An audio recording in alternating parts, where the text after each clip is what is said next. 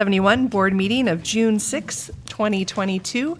If everyone would please rise and together we'll say the Pledge of Allegiance.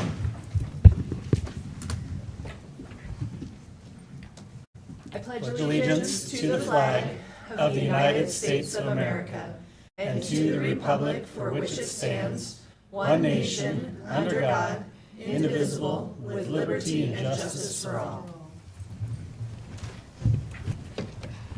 Thank you. I'd like to introduce this evening our participants. Starting at my far right is Miss Marianne Southwick, Clerk of the Board, Dr. Sean Hucker, Superintendent. To my immediate left, Mr. Casey Morrisroe, Vice Chair, Miss Leslie Bierke, Board Member, Miss Heather Tenbrink, Board Member, Miss Allie Anderton, Board Member, and I'm Rebecca Smith, Board Chair. Public comment on district-related items is scheduled near the start of this meeting. Please sign in on the sheet provided at the entrance door. Because of the diversity of issues, members of the board will not respond to public comment made during tonight's meeting. Instead, issues may be recorded and referred to the proper staff person for follow-up. Comments may also be submitted to the board by email at trustees@cdaschools.org or in writing through the clerk. Thank you. All right. Can I have a motion to approve tonight's agenda? So moved. No? Chair Smith, can I make a motion to amend the agenda? Yes. Not agenda, the amenda. Thank you. And I had to pull out my Idaho Open Meeting Law book to do it. So I'd request that we add executive session at the end of today's meeting under Idaho Code 74206 subsection J to consider a labor matter. I apologize for the late request, but an issue's come up, and with negotiations tomorrow, I'd like to get the board's, I'd like to discuss with the board, or we'd like to discuss with the board. So could I move to amend the agenda and add executive session to the end, please? Yes. Is there a second for that? I'll second. Thanks. So Casey made the motion. Allie. All in favor? Aye. Aye. Any opposed? No, hearing none. We'll amend the agenda as Mr. Morrisroe just talked about. Do we have all that, Ms. Southwick? Great, terrific. First on tonight's meeting agenda is to appoint our clerk of the board and our custodian of records. There's a motion in our packet. Do I have someone who'd like to make the motion? And it's two separate motions, so. Do them one at a time? Yeah, one at a time. I move to elect Marianne Southwick, Clerk of the Board, for the balance of the 2022 calendar year. Second? Second. All in favor? Aye. I move to designate Marianne Southwick as Custodian of Public Records for the balance of the 2022 calendar year. No second. All in favor? Aye. Aye. All right, congratulations. This evening, we have board recognitions. And Ms. Tenbrink, would you like to share those? Yes. Oh, turn on my mic. So this, for the month of May in elementary, our teacher of the month was Mandy Ferguson. She teaches 4th or 5th grade. She's a looping teacher. I'm not sure what she's teaching currently this year, but at Ramsey Magnet School. In our middle school level, Karina Hogan was our teacher of the month. She teaches life science for 7th graders at Woodland Middle School. And our high school teacher of the month was Dan Bell. He's the theater arts teacher at Lake City. Huge thank you to all those teachers and to all of our teachers, and congratulations to those three. Thanks. I think thanks and celebrations are in order as well this week on making it almost to the end of school. And so thank you to all of our teachers, staff, students, and everyone for a job well done as we are almost there. And congratulations as well to all of our upcoming graduates this week. We have 2 high school student body reports, actually 3 this evening, and so we're going to start with K-Tech. Or maybe not, maybe it looks like Coeur d'Alene. Oh, K-Tech, there we go.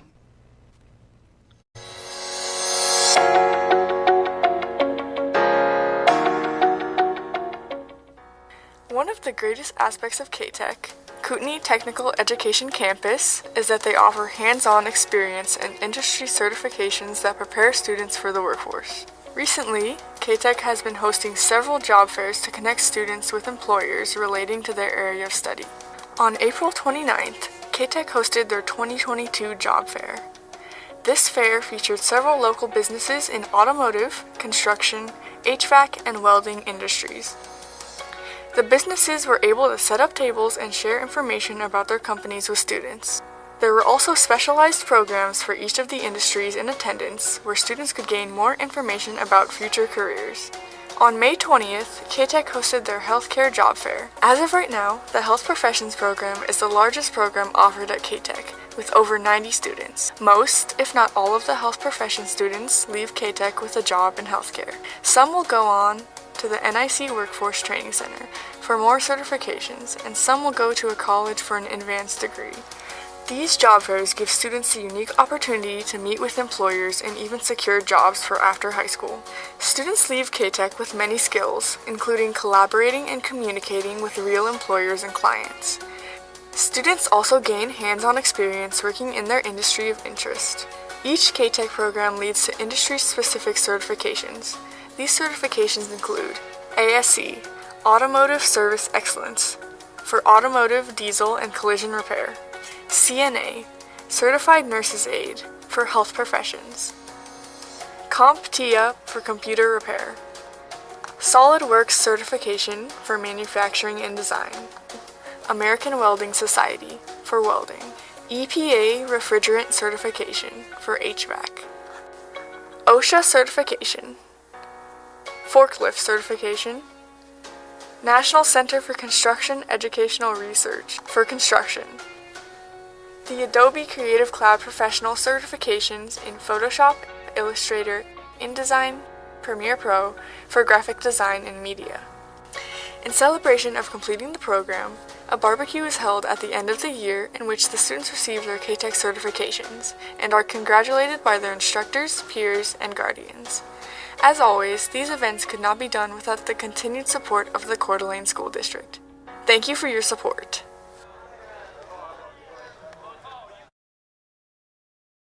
Thanks, K-Tech, and thanks to all of those partners for making that possible for our students. That's pretty cool. That's great stuff. Up next is Venture.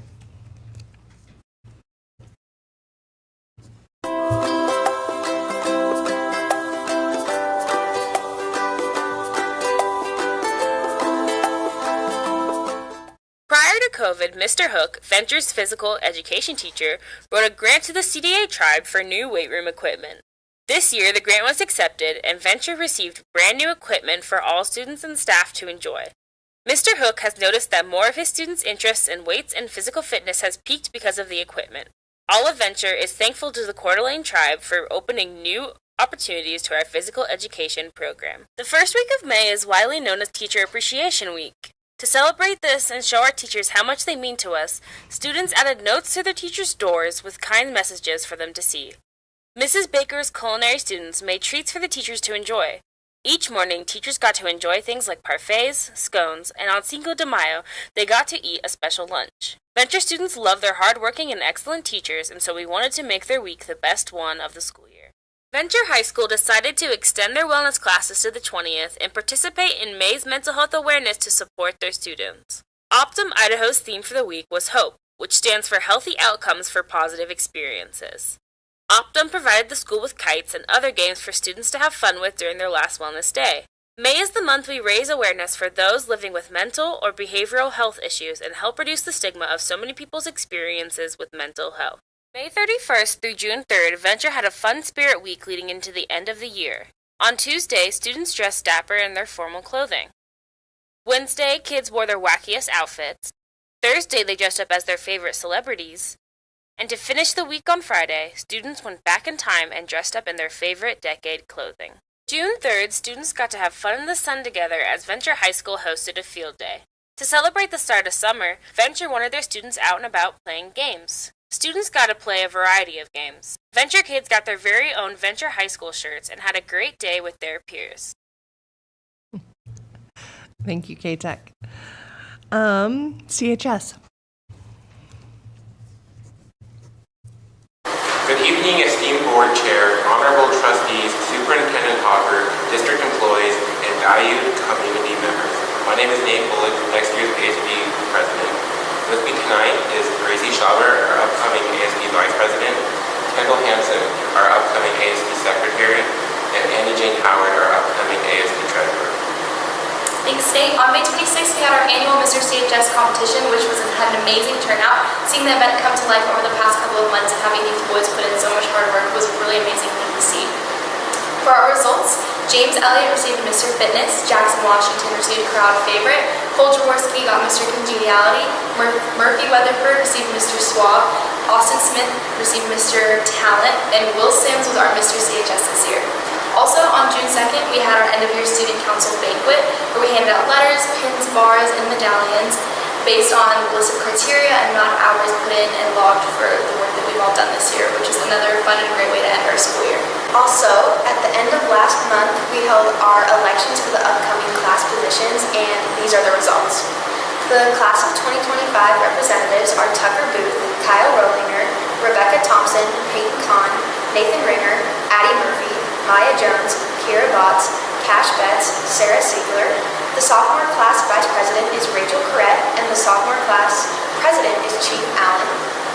The class of 2024 class representatives are Jenny Elliott, Carly Flowers, Taylor Hooper, Maya Louder, Olivia Nacarado, and Ava Yates. The junior class vice president is Sammy Bemis, and the junior class president is Keenan Stevens. As we reflect on this year and events we have planned, fundraised, and held, I can confidently say that we have had a successful year. Everyone in student council can say it wouldn't have been the year that it was without our past ASB. We want to say another thank you to Maya Reeds, Ellie Morrisroe, Gracie Schauber, and Austin Smith for all that they have done to help us out and the rest of student council this year. And most definitely would not have been nearly possible without our fantastic advisor, Ms. Nelson. She does not get nearly the recognition she deserves, but we all appreciate her so much in every single thing she does for us. She is truly the glue that holds student council together, and nothing that we do would be possible without all of her efforts and amazing things that she does for us on a daily basis. I'm very excited also to see where our student council goes next year. Working with them the last couple of weeks, I can truly say that every single person in next year's student council will believe I can do it every day. CHS Student Council wishes you all a great summer, and we're looking forward to reconnecting with you in the fall. As always, roll lights! Thank you, CHS, and congratulations, Austin, on your award. We do have next up our student advisory group and your final report.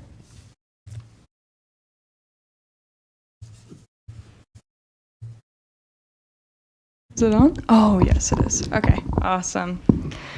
All right. Thank you so much for having us today. My name is Ainsley Brigham, and I am the chair of Student Advisory Group, and with me tonight is Vice Chair Austin Smith. Today you will just be hearing from the high school group. The elementary and middle schoolers concluded their meetings in April. However, they were involved at a leadership conference alongside the high schoolers in May that I will go over in just a moment.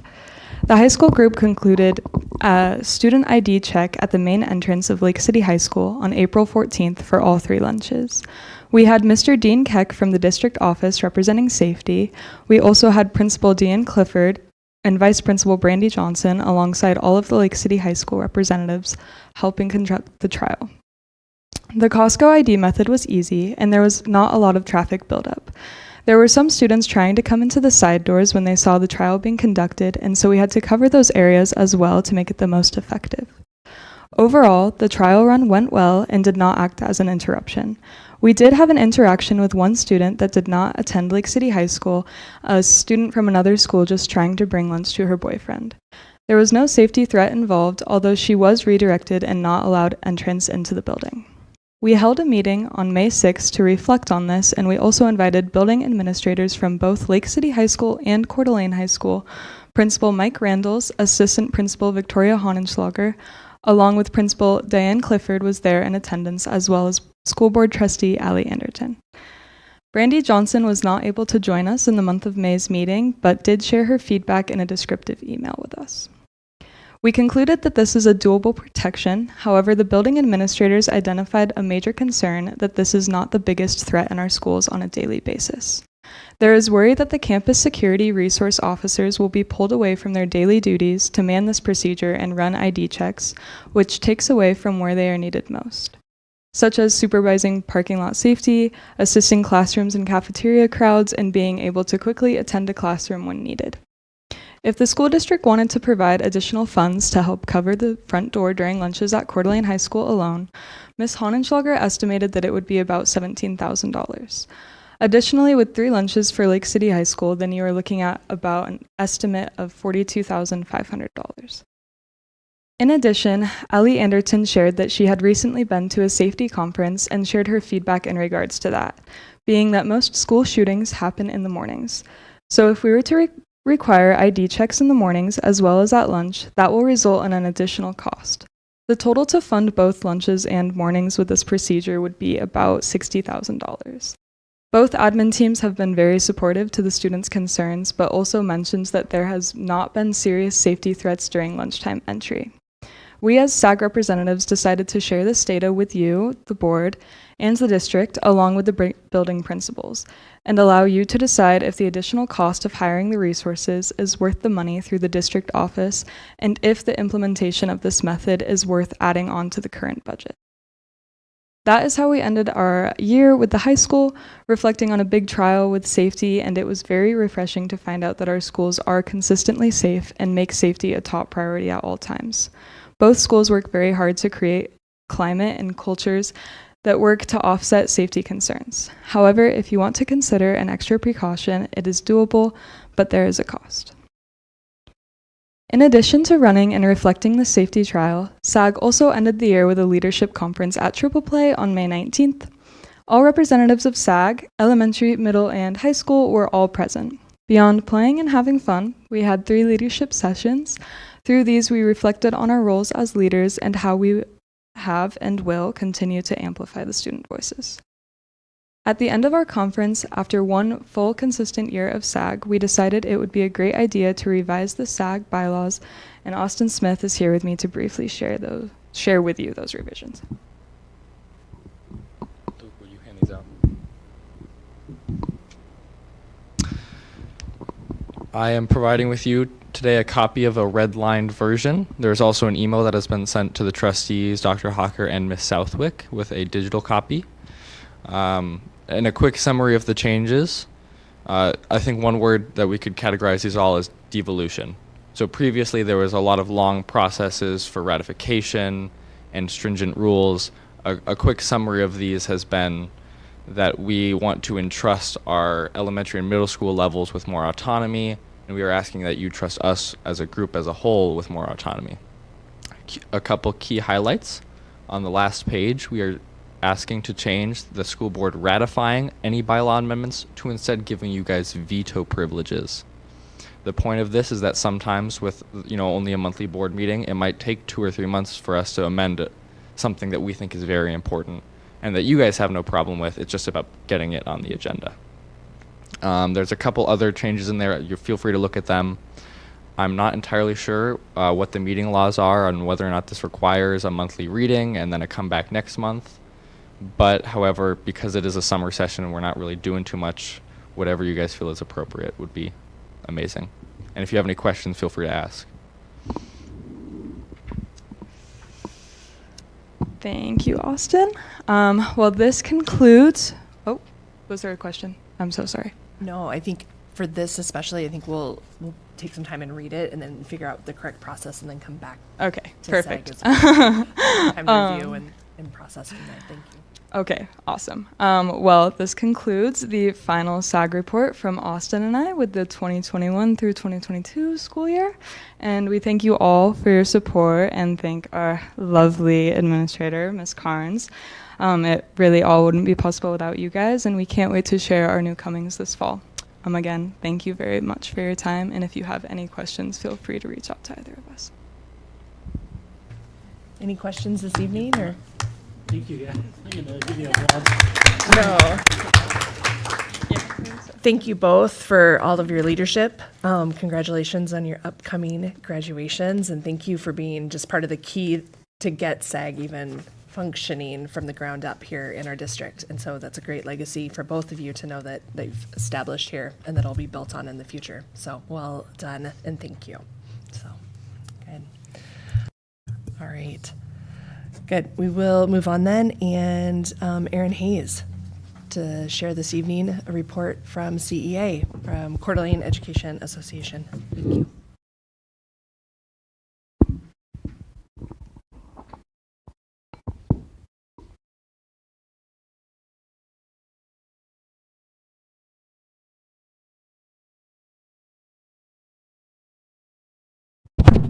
There we go. Chairwoman Smith, trustees, and district administration, thank you very much for your time. I'm going to take a little time this evening, even though we're in the midst of negotiations and there's not, I was hoping we could just like celebrate and move on. But I did want to give a few sort of really general comments, since you are obviously in the weeds and have some pretty intimate knowledge of our requests right now. First of all, according to the ISBA, it's School Board Appreciation Month this month for Idaho, so we should give them a round of applause at least. I was going to buy you a present or something, but I thought that might be illegal right now, so maybe another time. But no, in all sincerity, I appreciate the work. And I think the more as I've been involved, I have a better appreciation of how much of a commitment this is for you all. And if I understand right, it's just to be clear, it's not a paid position, right? So this is a voluntary thing that our community members do. And I'm not sure everyone understands the commitment that requires. So I have four issues, or four sort of big picture things I wanted to explain. First, with respect to when we bring a proposed contract to ratify, I hope and trust that you've been listening to your staff on how hard this year has been and the difficulty of the inflation that we've all been feeling and the frustrations that we've had with the last couple of years. And so I don't think I need to reinforce those elements as we go into the salary discussion. There are a few things that I keep hearing from both the CEA side and the district side that I did want to address in a more technical manner. I think things are going well and we've already solved a lot of problems.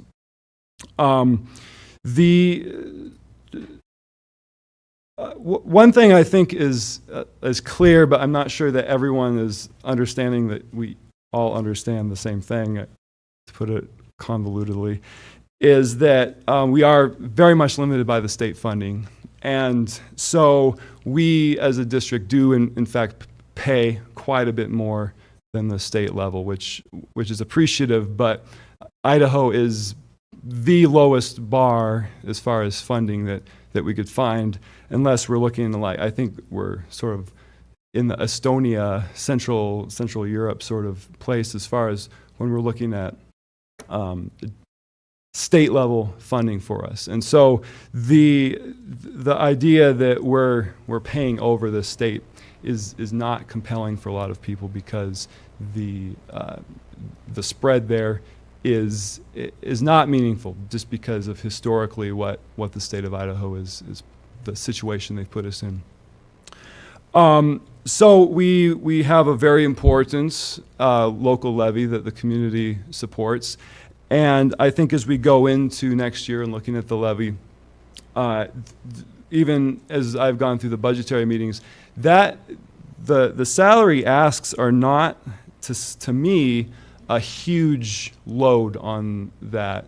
I know that we got a great raise when that levy passed a couple years ago, but moving forward, when we look at the stagnation of salaries, that presence of the levy and what that funds specifically, I think, especially as we go to ask our community for that this next year, needs some transparency with everyone about what those things were budgeted for. And I'm sure you're in agreement with me with that, but that just a lot of the hesitancy to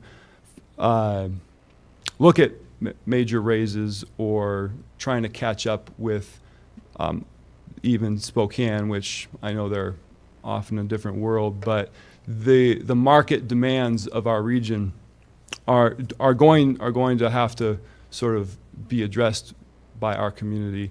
And I hope that we all have the focus and vision for asking what we really need to make this district continue to run.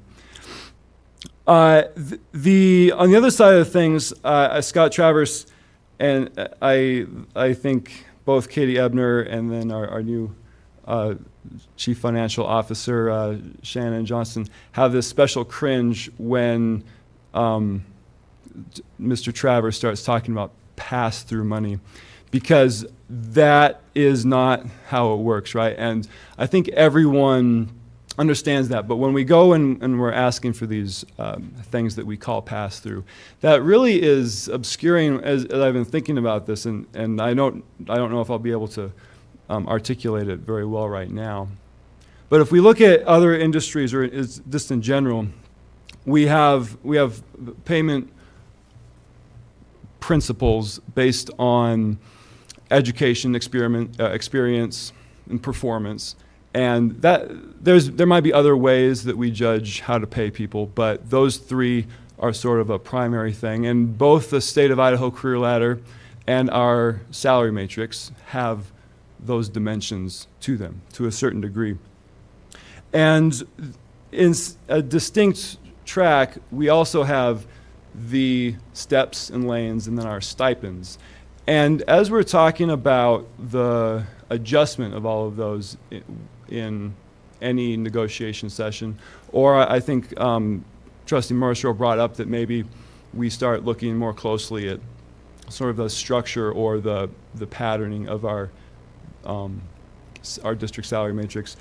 The important thing I want to emphasize with that, and it's not, I think you understand it, but those three things don't appreciate to the same degree, and we are all struggling with the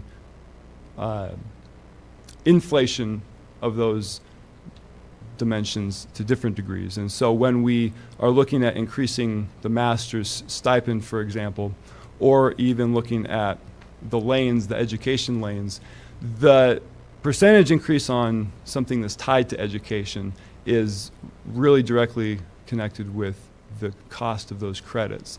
And if we're looking at the rise in costs in both the master's degrees and the bachelor's credits from somewhere like the University of Idaho, those are increasing at much higher rates than other dimensions of our salary. And so when we're talking about steps of experience versus lanes versus the amount of stipends, these all are growing and getting different forces applied to them. And we as a union have sort of been towing this maybe unpredictable line that we are willing to accept some of the what you might call risk inherent in the career ladder, where we've accepted some of the APE things where other districts have not wanted to do that. And I think it's because we're trying to address this problem of this misalignment that is maybe allowing our salary based apportionment to not be optimized, right? So we are willing to enter into some of these difficult, on the surface, inequalities that a performance-based high degree of distinguished categories on our evaluations. We can't trust that everyone's going to get exactly a fair reading on the APE, and we can't trust that we're all going to be able to afford a master's degree. But if we are willing to accept some of that risk in terms of different areas of growth in our approach to the state salaries, we're hoping that that gives us a larger flexibility to then insulate the long-term growth on some of the other things that stabilize and that let us rely on that growth for ourselves in a career length look at our salaries. So just to summarize all of that, and maybe I'll try to give a better explanation of how I'm thinking about that down the road. I think Scott Travers totally recognizes that there is no pass-through, that there is no, that these things that we're asking for are challenging things, but they are a way of looking at maximizing everyone's sort of buy-in and growth for our salary schedule. And so it's not a matter of necessarily pitting one group against another, which on the surface it does seem like some of these asks this year and this last year have not demonstrated that equity that simply approaching salary and benefits and steps and lanes without all of these extra stipends and without all of these extra stipulations connected to our evaluations might seem. So, so that was, again, hopefully I at least try to explain the rationale why we're maybe not doing certain requests as you might expect us from the labor union side of things. And maybe you didn't even care about what our strategies or anything, but I did want to try to defend a little bit. And then the other side of that too is all of this. I mean, Mr. Travers has worked very hard to retain as much of a democratic element as possible with these things. And so as much as he can come into a meeting and sound very loud, which he's very good at, which is why I'm happy he is retaining his position for a while, he's listening to people very carefully. And so all the things that he's saying and his team are after a lot of consideration of a lot of people's opinions. So I will let our teams figure that out tomorrow, and hopefully everything will be amazing and we'll be done talking about it for a year. The other issues I wanted to bring up, and thanks for your time this evening. Hopefully I got some credit from last month by deferring. But one of the other issues that has been, from my observer perspective, a long-term issue is what I think of as the non-instructional duties for elementary teachers. And that's been framed in a lot of different ways. And with respect to the contract, there's no really great way, and we recognize there's no real great way to solve that in the big picture. So there's been a lot of confusion. Well, are we talking about soft start? Are we talking about prep time? Are we talking about after school? Are we talking about collaboration? And there are some of those issues that we will have to sort of piecemeal together. But a lot of it too, especially as I've heard a few times over this year in CAPS that maybe there's, and it's a legitimate question, that there's maybe some questions about the flex days or the solutions that we've already brought forward about where those non-instructional duties need to happen, or when those non-instructional duties need to happen. And I think as I look at a lot of the documentation at the district level, that we maybe could do a better job of really laying out the present, what's here and now, what are the specific asks we're giving to elementary teachers, how much time we expect them to be doing on these things, because I think as we go down and look at the list that slowly increases at a faster rate than their time and compensation increases, that we're going to continue to run into this same problem in different manifestations over the next, perennially, not just with these one or two little things. And so the soft start issue was one of those straw that broke the camel's back sort of scenarios. But the straw collection is, I think, a continual and long-term issue that we should be aware of. And I think it does come out in the fact that earlier the year, I shared the reality that historically this district has had fairly good teacher retention, matching or better than Idaho. And that, as I look back into the numbers, a lot of that is floated by some pretty happy secondary folks. And we look at some much lower retention numbers at some of our elementary levels, or elementary schools. And so trying to stabilize and problem solve our elementaries, I think, would also solve some personnel problems that we are having now and will probably have continually at least some of our buildings, because that burnout that we try to address is very much connected to, let me back up, I don't think it's connected to the kids. Even when you have teachers in a classroom with kids with a lot of challenges, they love those kids and they're willing to do a lot for those kids. And so the question is, outside of teaching and caring for those kids, what is this other stuff that is burning them out? And I think that there's a lot of contractual and non-contractual things that the district could probably take a closer look at. Again, in a long-term scenario, I don't see that happening like amazingly fast because there's a lot of intricate and interrelated issues there. The next thing I was going to bring up, and I've tried to make a promise of not complaining about my job too much, but I realized in the last year's negotiation there was a MOU that asked an increase in the CEA president release time, and I don't feel that that's appropriate this year or even down the road, because there's certain elements and certain interpretations of our contract that I feel is more than doable if I'm sort of keeping to my own business and not getting sucked into other parts of the process throughout the school year.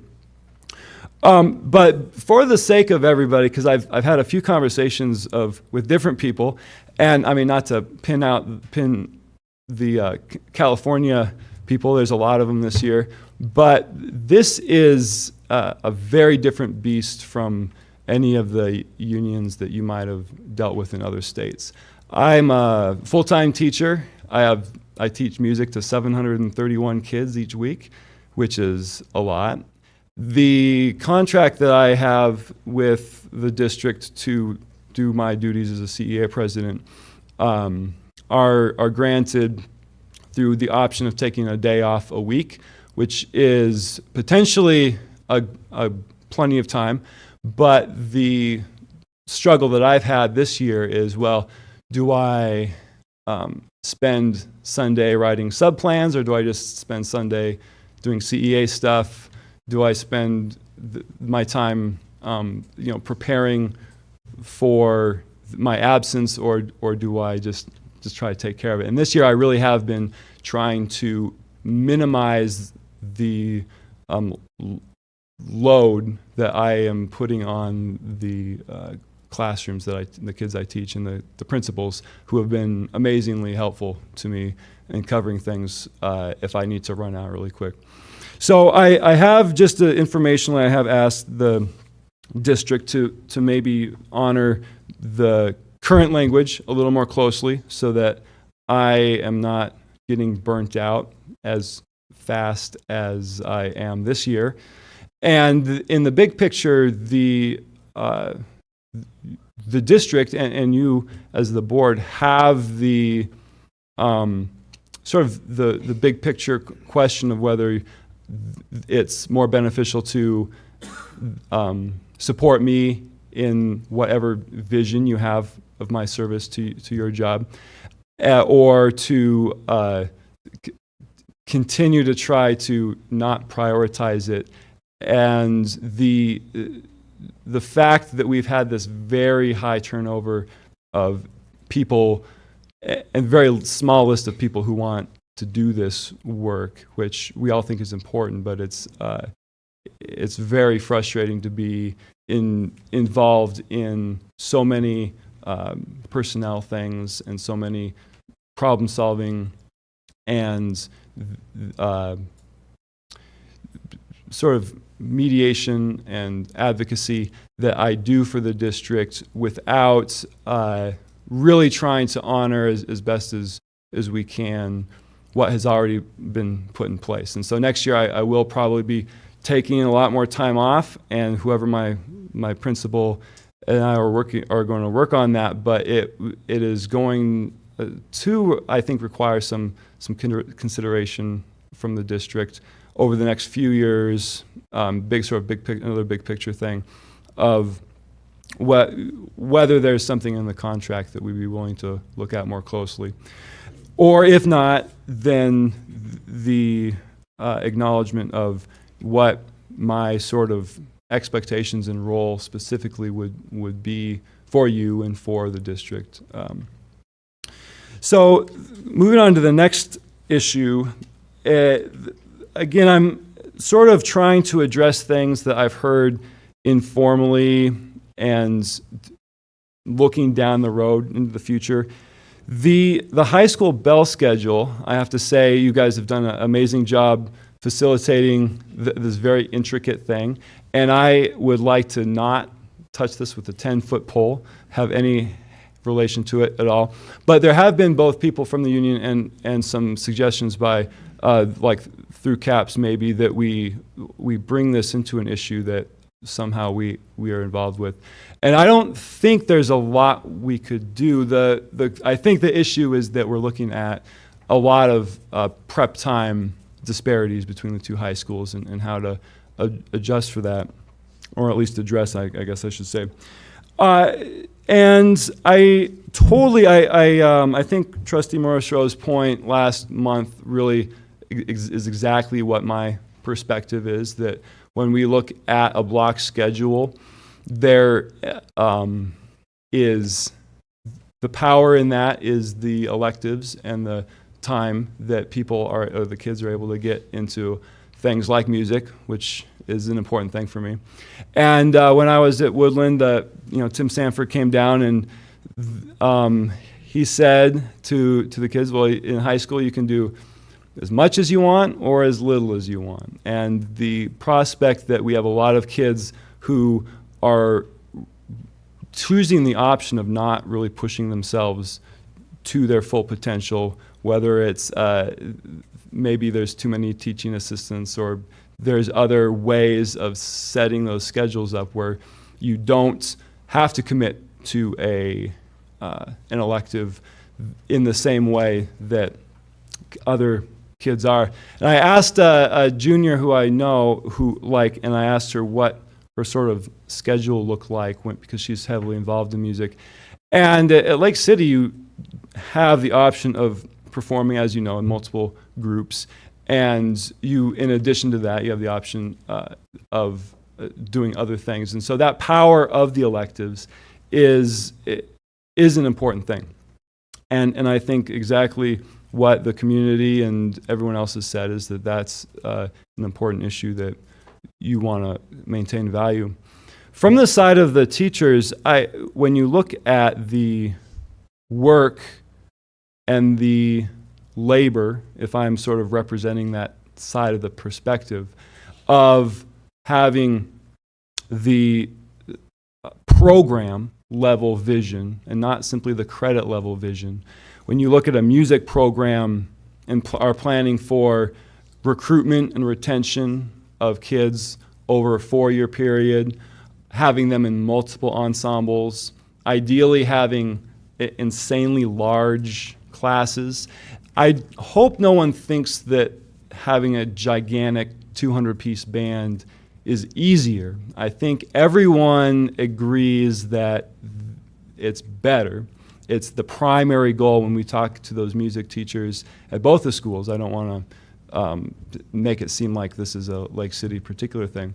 But that's harder. So it's harder and it's better. And the excellence and the qualitative difference in a teacher looking at a program level versus a credit level makes some of these decisions about, what are people working on during their prep time? Why does Lake City deserve all these extra minutes of prep? And I don't have a specific answer to that, but I do really want to emphasize that there is the clock hours of teachers' and instruction time in front of kids, and there is a lot of other duties when you start looking at planning for these big picture things that all of our elective teachers are working on. So that was my only 2 cents about the bell schedule. I think whatever happens is going to be amazing, and there's a lot of smarter people than me working on some solutions there. But I just did want to emphasize that the instructional minutes, when it comes to electives, have these other dynamics. And I have nothing specific to really bring out with that, except that there's a dynamic there when we start looking at a block schedule. Then the last thing I wanted to bring up, and again, appreciate everyone's time listening to all my different things. This next weekend, the CEA and the district is, participates as well. Over the last couple years, we have published a newspaper insert, a few pages honoring all of our retirees and our teachers of the year. And that grew out of the fact that our traditional dinner that we sort of celebrated everyone wasn't going to work during COVID. And so this year, there was, I had a really hard time convincing anyone to help me with the dinner or looking at even planning it. And looking back at the people who really spent a lot of time on that dinner, that they're all retired or have moved on. And so I would be open to suggestions about down the road if we want to start looking at that. And it seems like a frivolous maybe issue for the board to consider. But you all do an amazing job, and you should be commended about how much you celebrate the teachers. I think Trustee Morris-Rowe harassed me a little bit earlier that I didn't really have anything positive to say on my meetings, and I am sort of sucked in with a lot of negative things sometimes. I'm a pessimist by nature. But also, I think the district and the board have done a great job this year at doing those recognitions. And so thinking, because it is way more time, even this newspaper thing is an insane amount of work on my part. And so is there a district and board interest in coordinating some of this end of the year celebration stuff that we've historically, before I was around, have really spent a lot of time and energy and money into this issue, this end of the year celebration issue. So I just wanted to leave the question in everyone's mind about down the road what that might look like. So thank you very much for your time. I know you're probably like, during this month, you already see me too much anyway because of negotiations. But I did want to at least make these points before we finish up this year. And as you're going into negotiations, hopefully we can come to a quick resolution. And we're super appreciative of the support and the work that we've already seen with that. So thank you very much. Thank you so much, Mr. Hayes, for your representation and for representing our staff. Thank you so much. Dr. Hucker, Mr. Hayes brought up just a number of points there, a lot of things that maybe are just district related. If you could follow up, I mean, there's a whole list there of things to follow up and maybe help us navigate some of the questions that Mr. Hayes posed so that we can know that there's just answers to some of those things, even the things at the end, and maybe give us a memo and information on some of those. That would be helpful. So thank you. We're going to move into public comment. Is there Ms. Southwick, do we have the list, the public comment list? Terrific, thanks. Great, terrific. Just a reminder as we enter into public comment that we will give 3 minutes on school-related district matters. I have your names here, and if you could just present your name and where you're from, that would be great. Public comment on district-related items will start here, and if I am timing just for tonight, so as we always do. So we'll enter in. Great. Ms. Terry Seymour.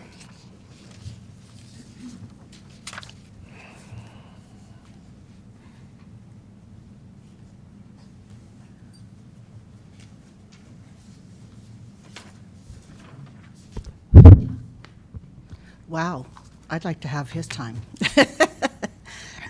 Anyway, my name is Terry Seymour. I served on the Coeur d'Alene School Board a few years ago. 2 of my children went through the Coeur d'Alene schools, and now my grandchildren are. I'm going to read an email that was shared by the Coeur d'Alene School District to teachers, including elementary teachers. It was sent from LGBTQIA2S Plus Summit and PESI CE Education.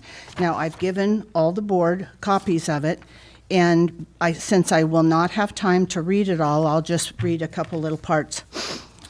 As a caring person in a helping profession, you strive to help all your clients find freedom from pain. But when treating clients in the LGBTQ, etc., you may be unknowingly inflicting more pain through unintended microaggressions, unconscious bias, or a cultural lens that pathologizes their sexuality or gender. That's why we're inviting you to the premier LGBTQ+, so that you can take the first step to becoming an LGBTQ+ informed therapist. Now, there's quite a bit more to the email, but I wanted to leave that with you. Our country and our state is going to hell in a handbasket. Our city is right behind.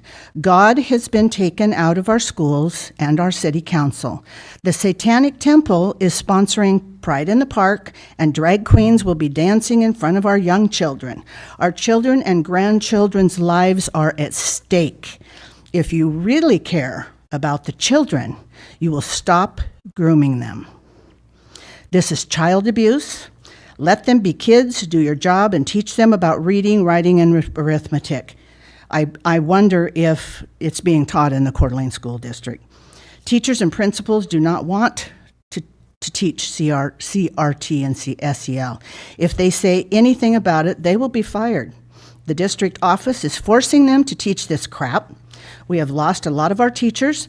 Parents are homeschooling their children because schools can't be trusted, and the district office is refusing to listen to parents. It is no wonder why there are so many school shootings, suicides, overdosing on fentanyl. Mental health is out of control, and guns are being blamed for it. You are creating it. Are you going to let this happen here? Negotiations are starting tomorrow. The district office is out of control on their spending, on curriculum, assessments, finance, operations, and facilities. They're asking for more high-level administrators to work in the district office, which is why we are in this mess. This needs to stop. We need a forensic audit. Pay for our hardworking, wonderful teachers more money to do their jobs, cut back on top-heavy district office administration, and demand they stop grooming our grandchildren and our children. And that's 3 minutes, please. I've always supported the bonds and levies, but if this continues, I will do everything in my power to make sure another levy or bond is not passed until this is stopped. And if that means firing the district administration, so be it. Sure. Terry, I'm sorry, can I ask you a question real quick? I think in your comments, you said that the district shared out the email. Did I misunderstand that, or is, because? It came from someone in the district, and I've whited all that out. Right. I'm sharing it with you because it came from somebody in the district, the LGBTQ sent it to somebody in the district. Gotcha. And I don't want to say anything to get anybody in trouble. I just want you to know that, Sure. that it's passed around to our teachers to teach. Okay. Sent it to who? Could you clarify? Who it was sent to who? I don't understand still. They'll get fired. It was sent to some else. So if you guys don't know about it, maybe Mr. Hawker can answer. I wanted to clarify, because I do see it, and it was sent from an outside organization to someone in the Coeur d'Alene School District. It wasn't sent by the Coeur d'Alene School District. Okay. And so I just wanted to. The Coeur d'Alene School District sent it to a teacher. Well, not according to this email, Ms. Seymour. This email was sent from that group to the teacher, or to whoever's been whited out. I can tell you from a trustee email, I get 20 emails a day from different organizations and educational institutes that send us unsolicited emails. And that's what this is. I just don't want to paint the picture that the district sent this. The school board to know if this is rampant, our children are being taught this, and I want to make sure it doesn't continue. All right, thank you, I Ms. appreciate Seymour. that. Ms. Seddon, I have you on next.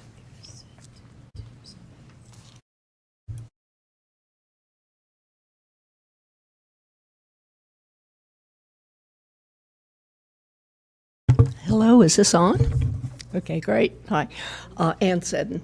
My topic concerns the adoption of the new history economic books.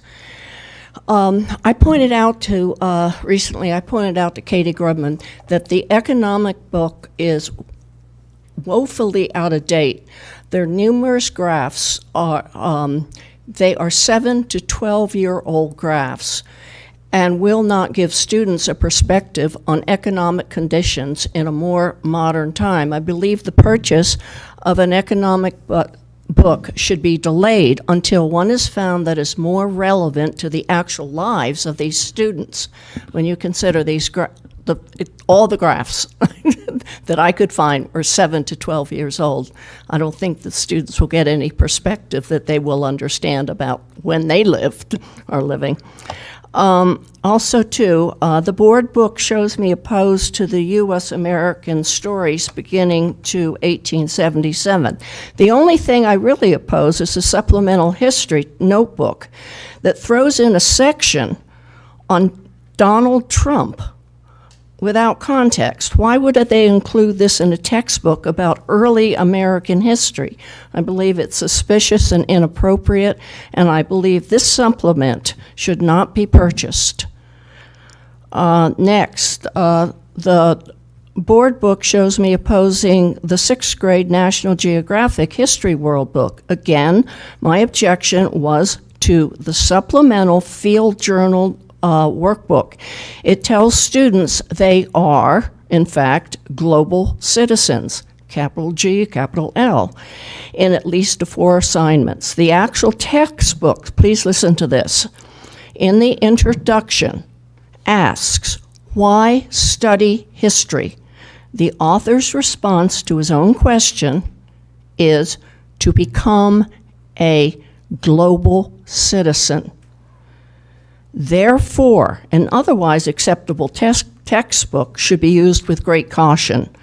I believe the board should set a policy that states the goal of teaching history to provide students with an understanding of historic world events, cultures, and countries. It should not teach students there is a global citizenship. There is only national citizenship. Empathy and identification with lives and conditions of others, it's an appropriate subject to be covered. But with the understanding, there are no global citizens. Considering the purpose of the National Geographic book to create global citizens, which is a highly political and socially charged issue, I believe this board needs to examine the teacher-accessible material before adoption. And that's what we did not have access to when we were examining the books. We don't have access. We're at 3 minutes. We're over 3 minutes. Thank you.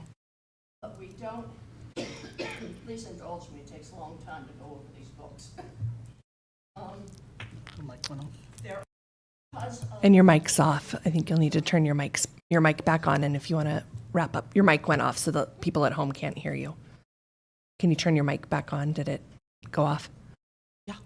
Your microphone is off. You want me to turn it back on? Yeah, because the folks at home can't hear then. And if you could just wrap up real quick, that'd be great. Yeah, I'll just wrap up by saying that along with the examination of these books, I believe that all citizens should have access to what we are buying for the teachers to be able to use in their classrooms, particularly when the stated goal is to create global citizens. Okay? Thank you very much. Matt Edwards.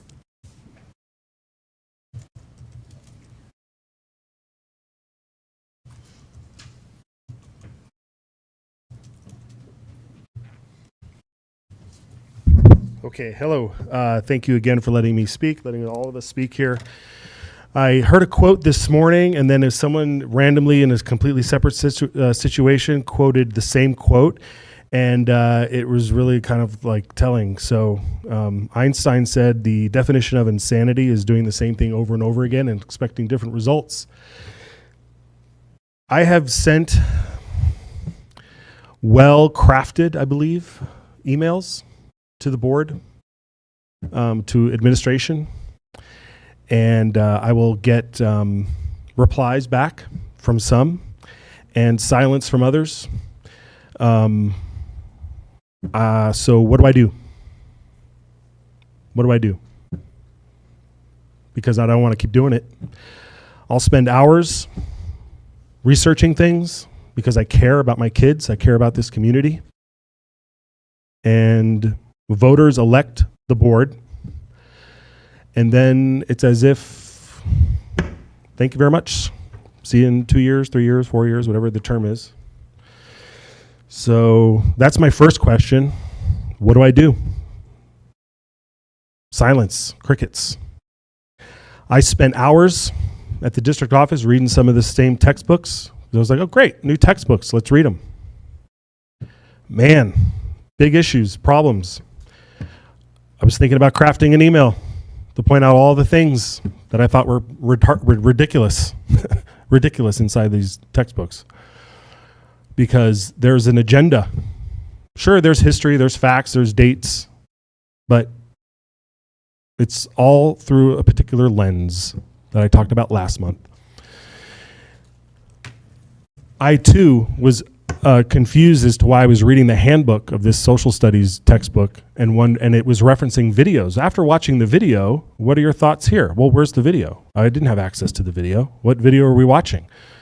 What do the teachers have? There was a teacher's textbook about how to teach the actual textbook, but there was, and then again, the same thing. This book goes up to 1877, and I'm reading the handbook, and there's all these questions about Hillary Clinton and Donald Trump election. Well, that didn't happen in the 1800s, so I don't know what this curriculum is. I don't know. It's hard to say. It's hard to craft. So I mean, I took pictures of it all, and again, like I said, am I just going to keep doing it? Am I just going to keep spending hours? I mean, you guys are all volunteers. You spend lots of hours doing your job, and then there's other people in the administration that gets paid to do things, but they can't respond to me. They can't respond to the community. I sent letters last year wondering why COVID numbers were being reported the way they were. I was very confused as to why certain numbers were being reported in the district, and I was told, oh, just reach out to her again and she'll get back to you. Nope, never heard from her. So I don't know if the board cares about that, but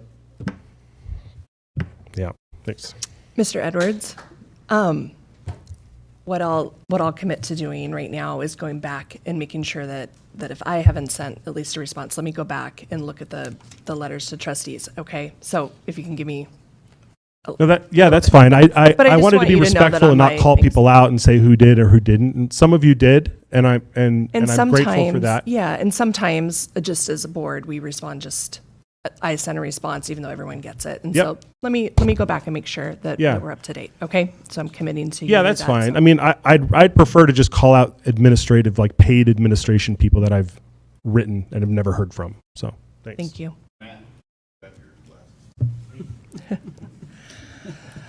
Nona King. There you go. I was like, Nona King. Is this on? Hello? On?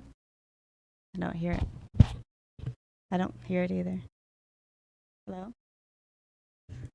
There we go. It's finally on, I think. Can you hear me? Okay. Sorry, this is my first time. My name is Nona King. I live in Coeur d'Alene, and I have 2 kids in the school district. I also had a chance to look at the curriculum, and these are not the kind of books that I had in high school. I had concerns with the textbooks, and I had a lot of concerns with the teacher textbooks. I don't know if you guys looked at the teacher textbooks, but I didn't like what I saw. I didn't like the activities that they were suggesting. I saw SEL. I saw a focus on socialism or social activism, controversial subjects, globalism, and biased points of view. I did see encouraging stuff as well. Excuse me. I saw encouraging things as well, encouraging students to be critical thinkers and examining the facts. The facts are what school should be about. My big concern when I looked at the teacher books, that was my biggest concern. Several listed optional or suggested activities. Many of these activities seem to divide the class by their opinion and focus on student feelings. I don't want to encourage division in any form, and my kids' feelings should not be a part of a classroom assignment.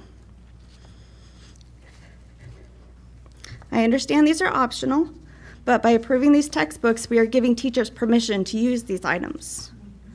Don't get me wrong, I think we have great teachers with good intentions who may not even choose to use these optional portions. But reality is teachers are humans and we don't all have the same opinions. And their opinions affects our students, our kids. Please wait on approving the U.S. history and world history books. Thank you. Thank you. Megan Slauson.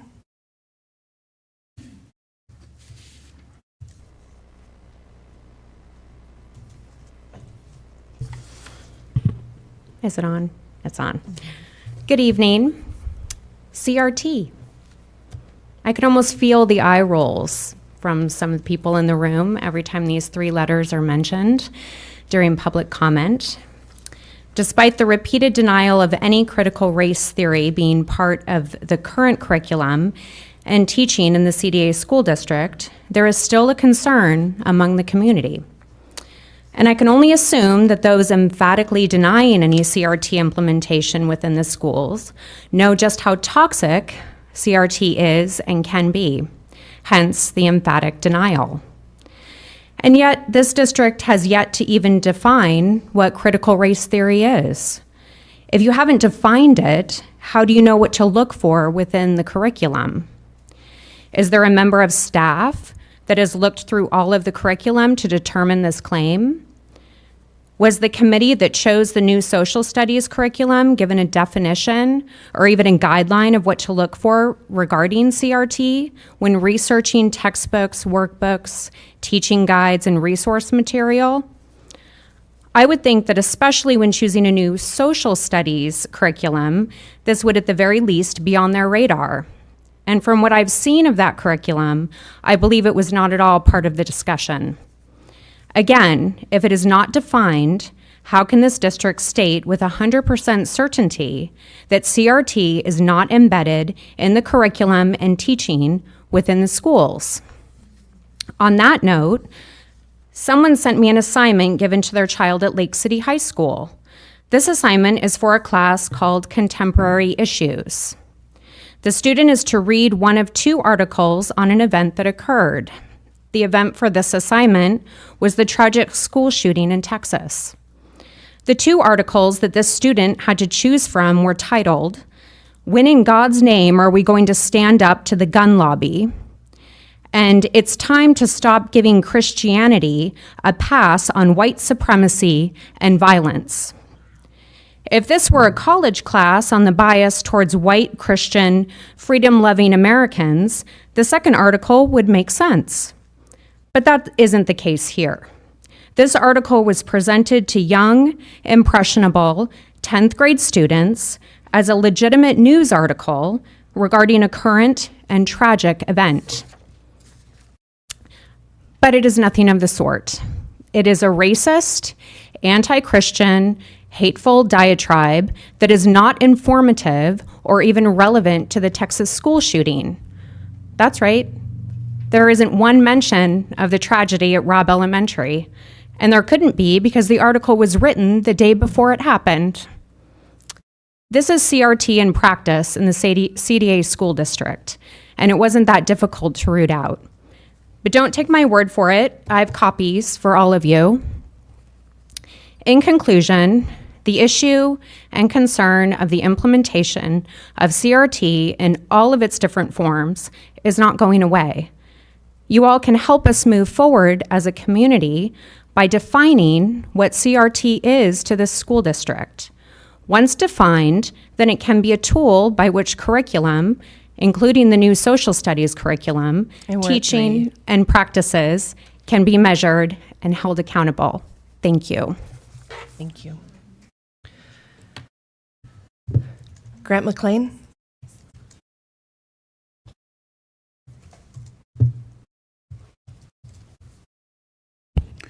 While Grant's making his way up to the podium there, a lot of nice information shared tonight. If you could just email those along as well. We're an hour and 10 minutes into this meeting, and we've heard a lot of great stuff, and so it's hard to take notes on everything. So thank you. I know some of you are really great about doing that. Great. Good evening to you. My name is Grant McLean. I live in Dalton Gardens. I've lived in Kootenai County for 26 years. My 4 children were educated in District 271. The vast majority of my grandchildren likewise. My son served on the school board in Snoqualmie, Washington. I've worked in the past campaigns to pass levies made necessary by our state's lack of adequate funding. I served on the original board for Big Brothers and Big Sisters, and I volunteered for my church's kids club ministry for several years. I like kids, and that's partially why I'm here. I've not always agreed with district policy decisions, but I've been grateful for the quality of public education in this county, and I'm grateful for all of you who are the current board. I would echo what Mr. Haynes said in acknowledging that June is National Board Appreciation Month, and echo my own personal appreciation for each of you who are sacrificing a great deal of personal time and peace of mind for no other reason than to improve the education of our children and the common good. So thank you for your service. The second reason I've asked for time tonight concerns the social studies curriculum that I believe you're considering. I want to refute the assertion that studying truthful history makes for uncomfortable and depressed students. Sadly, there has not only been abusive and dehumanizing behavior on the part of many of our leaders and citizens throughout history towards Africans, Asians, and Native Americans, to name a few, but there's also been a large-scale denial and refusal to take responsibility for that behavior. Some are quick to point out that their own ancestors didn't arrive from Europe until slavery had been abolished. The Trail of Tears had already been taken. The internment camps had been emptied. Those folk would do well to reflect on the advantages, economic and otherwise, that they now enjoy as a result of the oppression of those who happen to have had a different skin color, and what it might take to correct the imbalance that continues today. Winston Churchill was right when he said that those who don't study history are condemned to repeat it. Our country has done much for which we can all be proud. There have also been shameful episodes that demand to be recognized if we are to heal from the divisions that those episodes caused. Our teachers are skilled and dedicated and able to teach all of our children the whole history of our nation in ways that will not demean, but will help our children understand and address the discrimination that has been too long repeated. And I urge you, the Board of Trustees, to give our teachers the curriculum we all need and to let our teachers teach. Thank you. Thank you.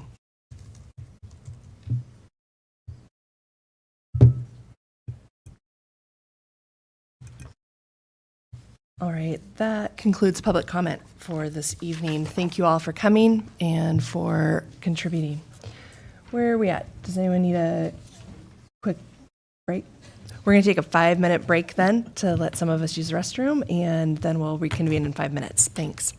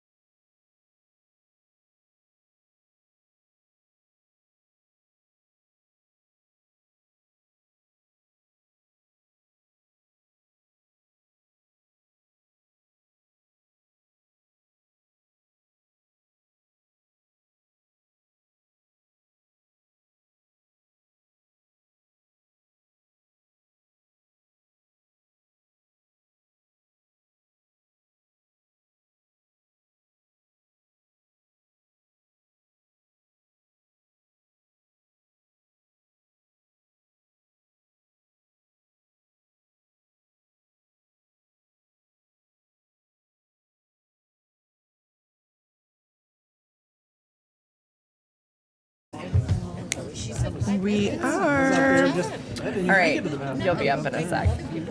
Okay. All right, let's go ahead and get started here again.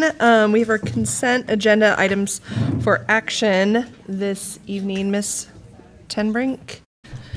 Yeah, I would like to propose a slight change to the minutes for May 2nd, May 2nd meeting. Let me find it. Under the high school alignment section, I just would like to add, at the meeting we discussed implementing the changes in the fall of 2023, and that didn't make it in the minutes. So I'd just like to add that to the minutes. So I guess I would move to add that to the minutes. I'm trying to find the exact words here.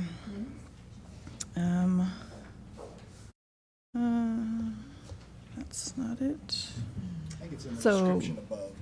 It's in the description above.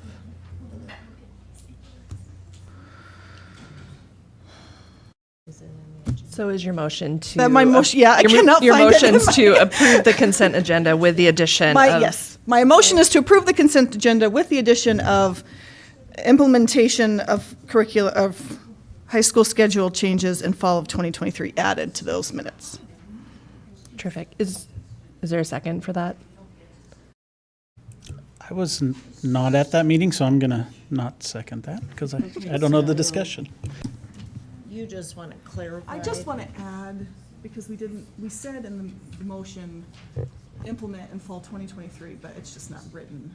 It's not written in the, because Did we say by or? I think we said in. I think we said get the recommendations in December 2022 for implementation in fall of 2023. Mm-hmm. I believe, that's what I remember saying in the motion.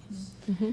So I'd just like to add the piece for implementation in fall of 2023 to the Thank minutes. you for catching that. Oh, I see that December 2022 is there. Right. Okay. Okay, all right. Okay. So is there a second to that? Oh, second. All in favor then of approving the consent agenda with the additions and changes to the approval of the minutes on the On May 2nd. on the May 2nd. Yeah. All in favor? Aye. Any opposed? Hearing none, then consent agenda passes. Consent agenda items for information there. Any questions on any of those items then for information?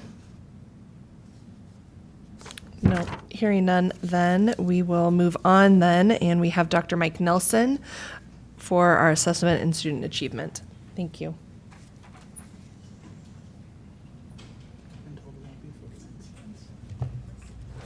It won't be 49. I'll do my best. Good evening, Chair Smith. There are 48 slides there. I promise we're going to move through them. Chair Smith, good evening. Superintendent Hawker and members of the board, thank you so much for having me. And well, it's the week of final exams, yearbook signing, short goodbyes. We are after 36 weeks of instruction at the end of the 2022 school year. So at the end of the year, we commence with our students, but at the same time, we're also thinking about how do we welcome them back? We're taking a look at all of the spring assessment data so that we can communicate performance to students, to parents and guardians. We can reflect upon those areas of growth that we really need to make as a point of emphasis for the coming year and set goals around those at the building level, grade level, and of course within our district. So tonight we're going to give you the big picture view of how we did on our civics assessments, our mathematics and ELA performance data, and give you a glimpse as to what we're looking at already for the coming year. So the first is to take a look at our required graduation assignment of our civics assessment. In the state of Idaho, every student must pass our district's version of the civics assessment. That is the actual exam taken by any immigrant into our country. We have created our own version of the assessment of 144 questions. During this last window, we had 95 students attempt, and the distribution was higher at Lake City High School than it was at Coeur d'Alene, with a few students also coming over from Venture. And I'm also pleased to tell you that of those 95 students, we only had 2 students who were unsuccessful in passing that exam and meeting that graduation requirement. We're also seeing more and more students in our middle schools already bank their civics assessment as they begin their high school journeys. Always a good thing. Any questions about our civics assessment, Chair Smith, or shall I move on right to reading? What does it mean to bank it? Sure. So once you receive a passing score, you receive what's called an educational milestone. That's printed on your transcript that you have passed that civics assessment, and you are no longer required to be able to take it again. Once they pass it from 7th grade through 12th grade, it stays on the transcript. You're good to go. So in my house, because of a change in how they do it at Canfield, now Canfield administers it to their middle schoolers. My 8th grader this year passed it before her senior sister. She hadn't even taken it yet. So she beat her by about a month. And I'm sure at the dinner table she made that well aware, correct? Big sis won on the score battle, but they both passed. So let's move on to reading, if I may, Chair Smith. In kindergarten through 5th grade, our students take iStation assessments. This is also referred to the Idaho Reading Indicator. In grades K through 3, this is a statewide assessment. We just increase it on grades 4 and 5 to continue monitoring the students using iStation. As I've presented data to you in the past, green on the screen is always a good thing, and these are our May results. In Tier 1, you'll notice that 73% of our students met that Tier 1 goal. 72% in 1st grade, moving along, 79, 77, 72, and 83% of our 5th graders reached that Tier 1 goal. The yellow bar is Tier 2, so those are students who are approaching, getting close to that Tier 1 goal. Tier 3, those are the students who are most likely 1 or 2 grade levels behind and need intervention. Almost always, those numbers should mimic the percentages of students receiving special education in our district, and you'll notice that those numbers are fairly close to around the 10% that we see receiving those services along the way. Over the next several slides, I'd like to show you what that looks like by grade level. And I'd like to refer to you to the red line. We're going to highlight this in here as well so that you see this red line. This is a nationally normed assessment, which means we can not only see how our students are promoting through the entire year, but we can also take a look at how they compare to other groups. We can compare to the state of Idaho, or we can compare to a larger national sample. I will remind you, however, as we go through, that those red lines in almost all of the assessment data that we're presenting today happened before the pandemic. So certainly we're looking at pre-pandemic growth along the way. The bars in this case represent the months of the year. Our students do have the option of taking iStation every month, but we only require it during the months of September, January, and May. You'll notice that our students kind of started at the beginning of the year in kindergarten a little bit below that national benchmark, which means that maybe there are some things that we need to do pre-K to make sure that students have access to understanding their letter sounds, letter names, getting into initial texts. But over the course of the year, our students did grow enough so that they are above that trend line. I'm going to move very quickly through the next couple of slides, but for our audience here and for anybody watching at home, just keep an eye on the blue bar and making sure that the blue bar is above the red line. So here is Dr. Nelson, Yep, just go a ahead. real quick question on the red bar. So that is a historical trend? That is the national trend line. For historically or for this year? No, that is from 2019. Okay. Yeah. That's what I thought I heard It you is. say. But, okay. So all of the products that we use are nationally normed assessments. They go through and look at their overall representatives and then look at those trends for all of those. So everything that we're looking at is a national representation pre-COVID. So we would say normal at that particular point. So here's 1st grade. Again, we see our students maybe coming in from their kindergarten year a little bit low. By the end of the year, they're right where they need to do, if not a little bit better. 2nd grade, you'll start seeing that we're seeing a little bit of growth past that national trend line. 3rd grade, starting and ending the year well above.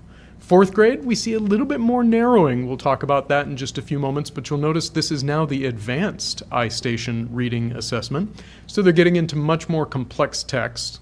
And in 5th grade, our students are doing well as well.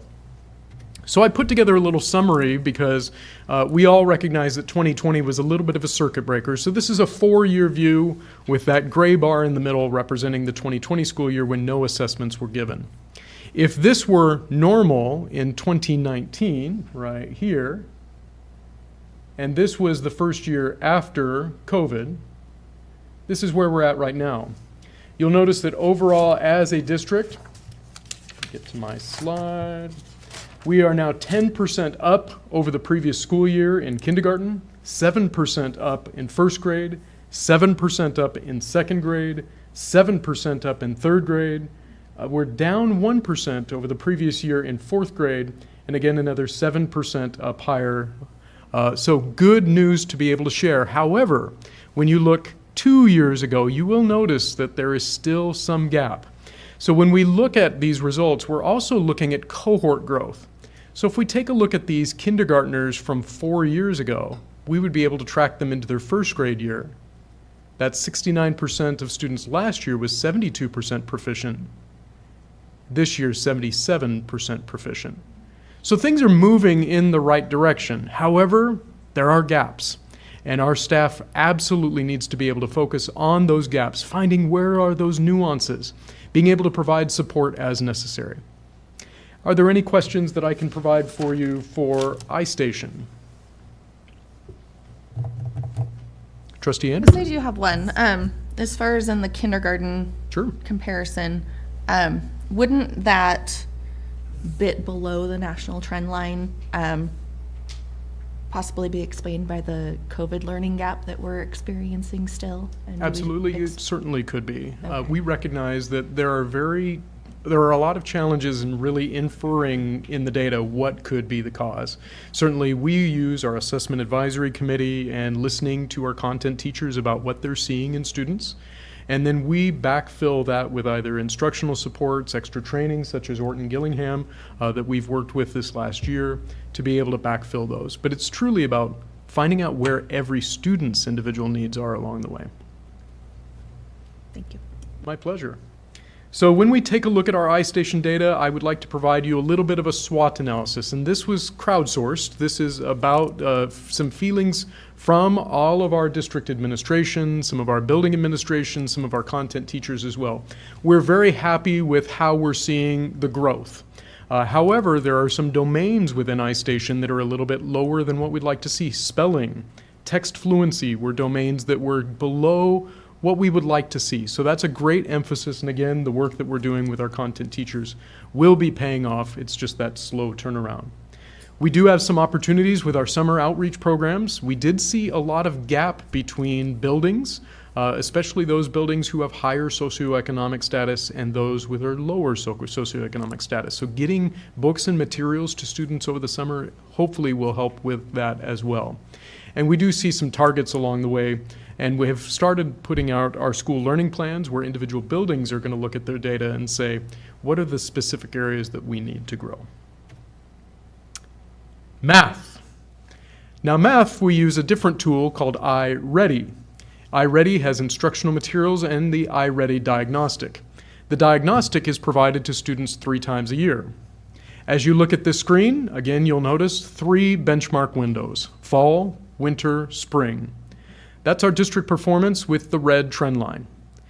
As I go through these data, you'll already notice something just doesn't look right. And as I go through the next following slides, I want you to also focus specifically on the last bar, the spring assessment that we just provided. And as I go through, you'll notice that even from winter to spring, there's a little bit of a gap where our students should be getting closer and closer to that trend line. Something is happening to the end of the year. When we look at our 3-year growth in this, you'll notice that we actually did see some good growth over the past several months, up 5% over the past year in mathematics in kindergarten, 4% in first grade, 3% in second grade, 7% in third grade, down 1% in fourth grade, and slightly above with 2% in 5th grade. Overall, a 6% jump over the previous year. But notice that middle column. In spring 2021, we saw a lot of drop in that area. And what we are seeing is that many of those gaps are still there, and they're persisting unless we start looking at the individual needs of kids a little bit more in mathematics. And we'll talk about that in just a moment.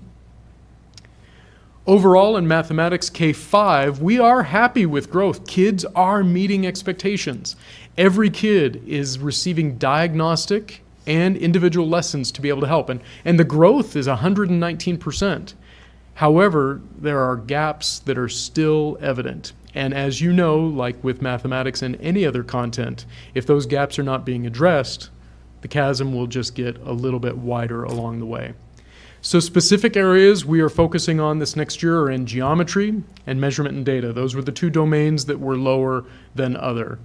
We also have been working with our learning acceleration coordinator, and we're going to try to find ways to be able to emphasize those individual needs of kids a little bit more. You also know that we as a system are making a great deal of work in MTSS, multi-tiered systems of support, where we are going to have a more systemic view of what our kids can do rather than just relying upon individuals to be able to do that.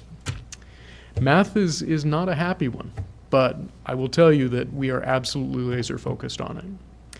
Are there any questions or some information that I can provide you, Dan, on Iready Mathematics? Well, as a former elementary teacher of very little kids, computer-driven tests are very hard for kids, especially when we're looking at kinders, first grade.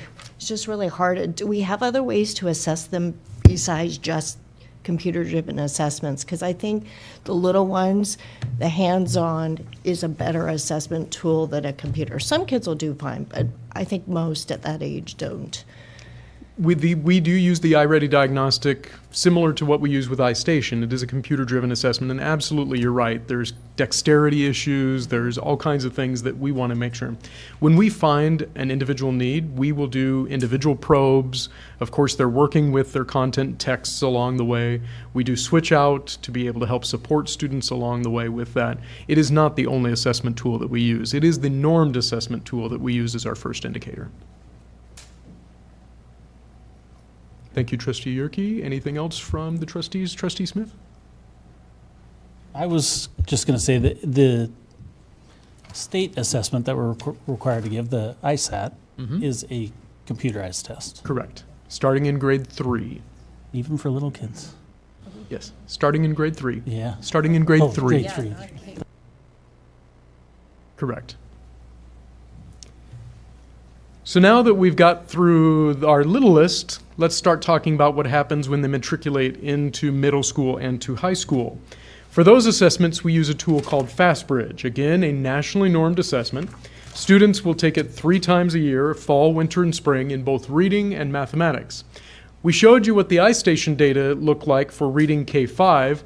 Here's what we see in reading for 6-12. When our students are coming in, first year in middle school, again, our trend line is right about following our students. But as I scroll through, let's see what happens.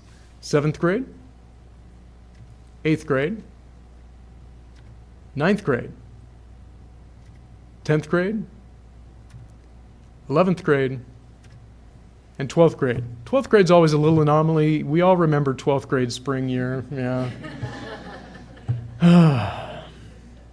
But it's data, and we do watch it along the way. So one of the things that we saw in this is that our kids are actually doing well. 73% of all kids ended up in the typical or aggressive growth area in the iStation reading assessment, and 37% of our students are in their collegiate pathway. That's a great sign to be able to have. But that also means that the growth that we saw in those lower categories was not as much. Our students who were in the low risk or non-collegiate pathway saw little growth along the way. So our students who are okay with reading and have some skills, they're growing exponentially. It's again the kids who may have some gaps along the way.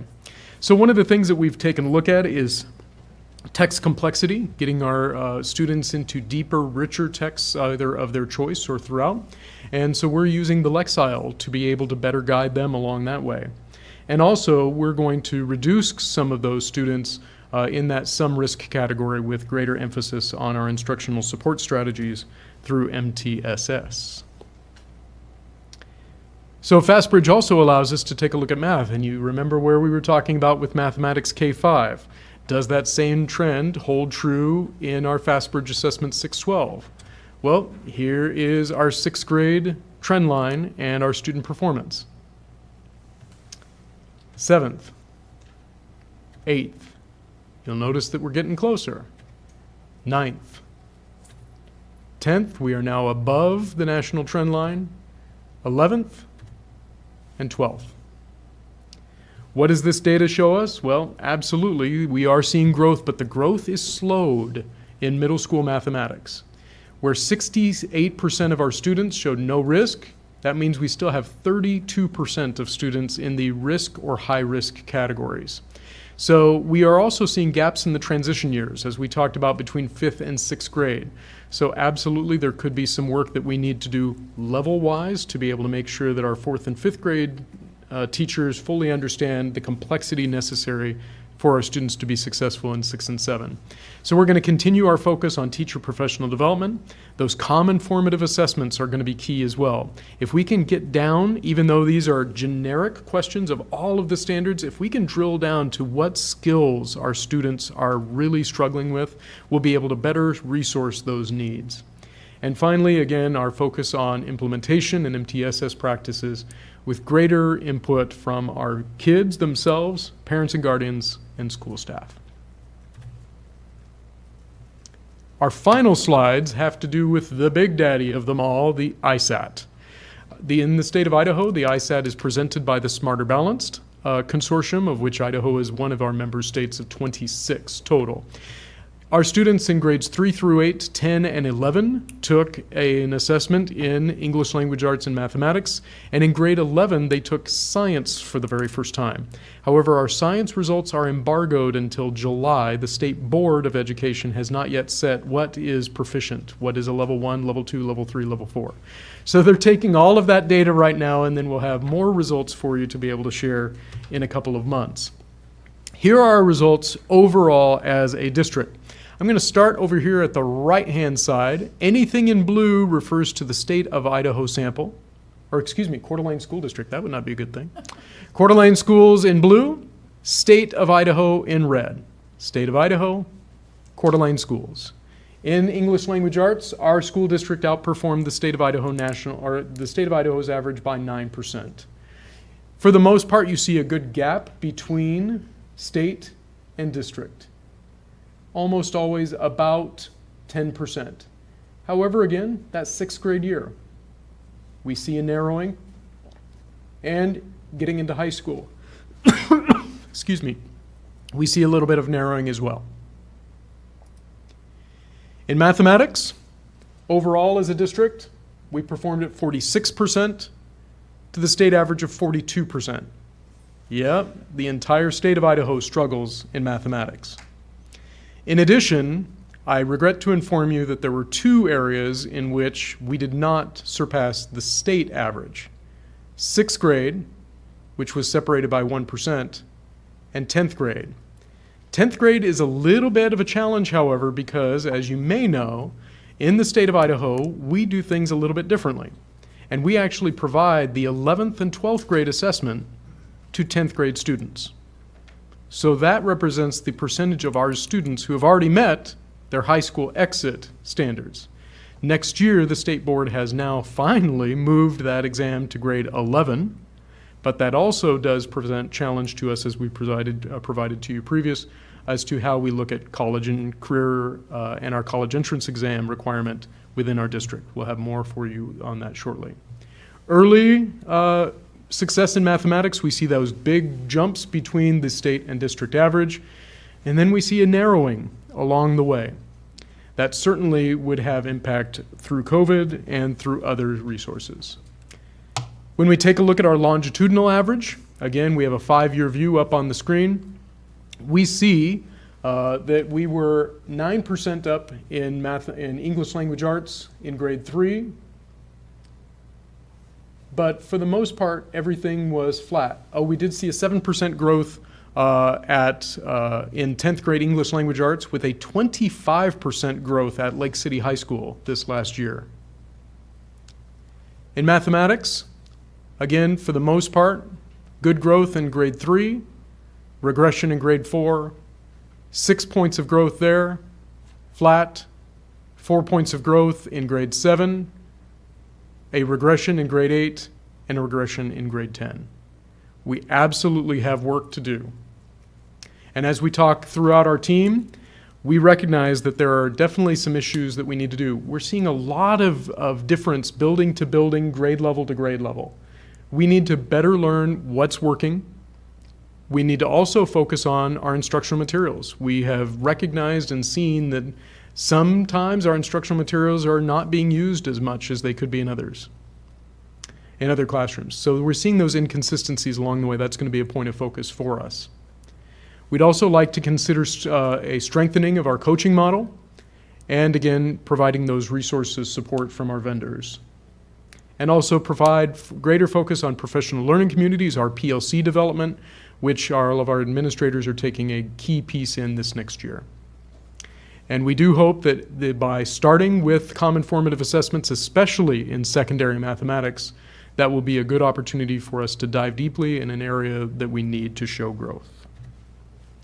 So those are the 48 slides. I hope you don't mind me going through them as quickly as I did, but as you can tell, we take a lot of pride in the work that we do, and we recognize that our work is still well ahead of us. May I stand for any questions, Trustee Smith? Are there any questions? Dr. Nelson, is the building level data available yet? Has that been posted? It has not yet been posted. We're actually sending out communication to parents and guardians this weekend. We are still seeing some results trickling in. I do have preliminary data I would be more than glad to share with the board, but we've been careful not to make that a full picture quite yet. I would expect that that's going to be posted within the next week to 2 weeks. Yeah, when available. That Not would a be problem. great. Thank you. Just to clarify, the MTSS work that'll be done, will that help to address earlier on when your slides talked about just especially our special education students? That'll help address that. As I look through this, that's the one thing that jumped out at me in a couple of slides. And with our inability right now to even attract special education teachers, support systems, and those types of things, I'm concerned for that for the future. But will MTSS, I said that Nice right? job. Yeah. Will that work help reach maybe some of those goals in those students? Trustee Smith, I think the biggest thing that we can say is the multi-tiered piece refers to that we're working with students who are on the high end, Okay. students who are in the middle, progressing as normal, and students who are receiving special education. This is a team approach whereby we are looking at the individual data of all students and saying, what does Mike need to work on? It may not be to the point where we need to create an individualized education plan, an IEP for that student, but every student needs something to work on. So it's drilling down to those individual needs of kids, highlighting what do I need to work on, how long is it going to take for us to get there, who's responsible for it, and keeping that conversation going rather than a here's what I'm planning to do today approach. So each individual building will have a team of staff, including special educators, who will be leading that charge. Thank you. That actually helps explain what that is even better in a way that I haven't even And we can fully provide more understood yet, context but for you thank as well. Any other questions for Dr. Nelson? Dr. Nelson, thank you for processing that and putting it in ways that we can understand. I'm So, hopeful that I appreciate did it. that. Thank you. Thank you. Terrific. Love to welcome Shannon Johnston then up for our budget subcommittee update. Thank you.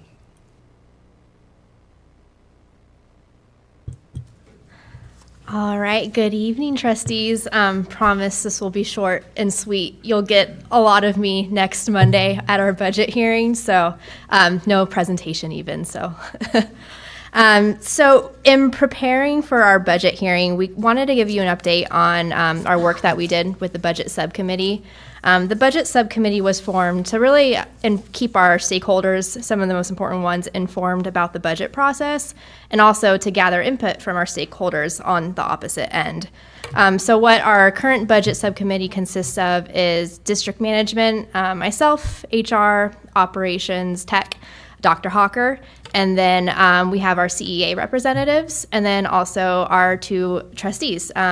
Trustee Morris Rowe and Trustee Bierke were on our current budget subcommittee for next fiscal year. So we met 3 times over the course of April and May. So I'm going to do a brief overview of what we discussed at each of those meetings. So the first one really was, first we just did a kind of quick reminder of how the budget works, what goes into revenues, what goes into expenditures. And then we took a little bit of a dive into our fund balance, prior year fund balances, kind of a 10-year trend, and where we kind of started off with this current year's adopted budget. Around this time last year, we were looking at a $4.3 million deficit.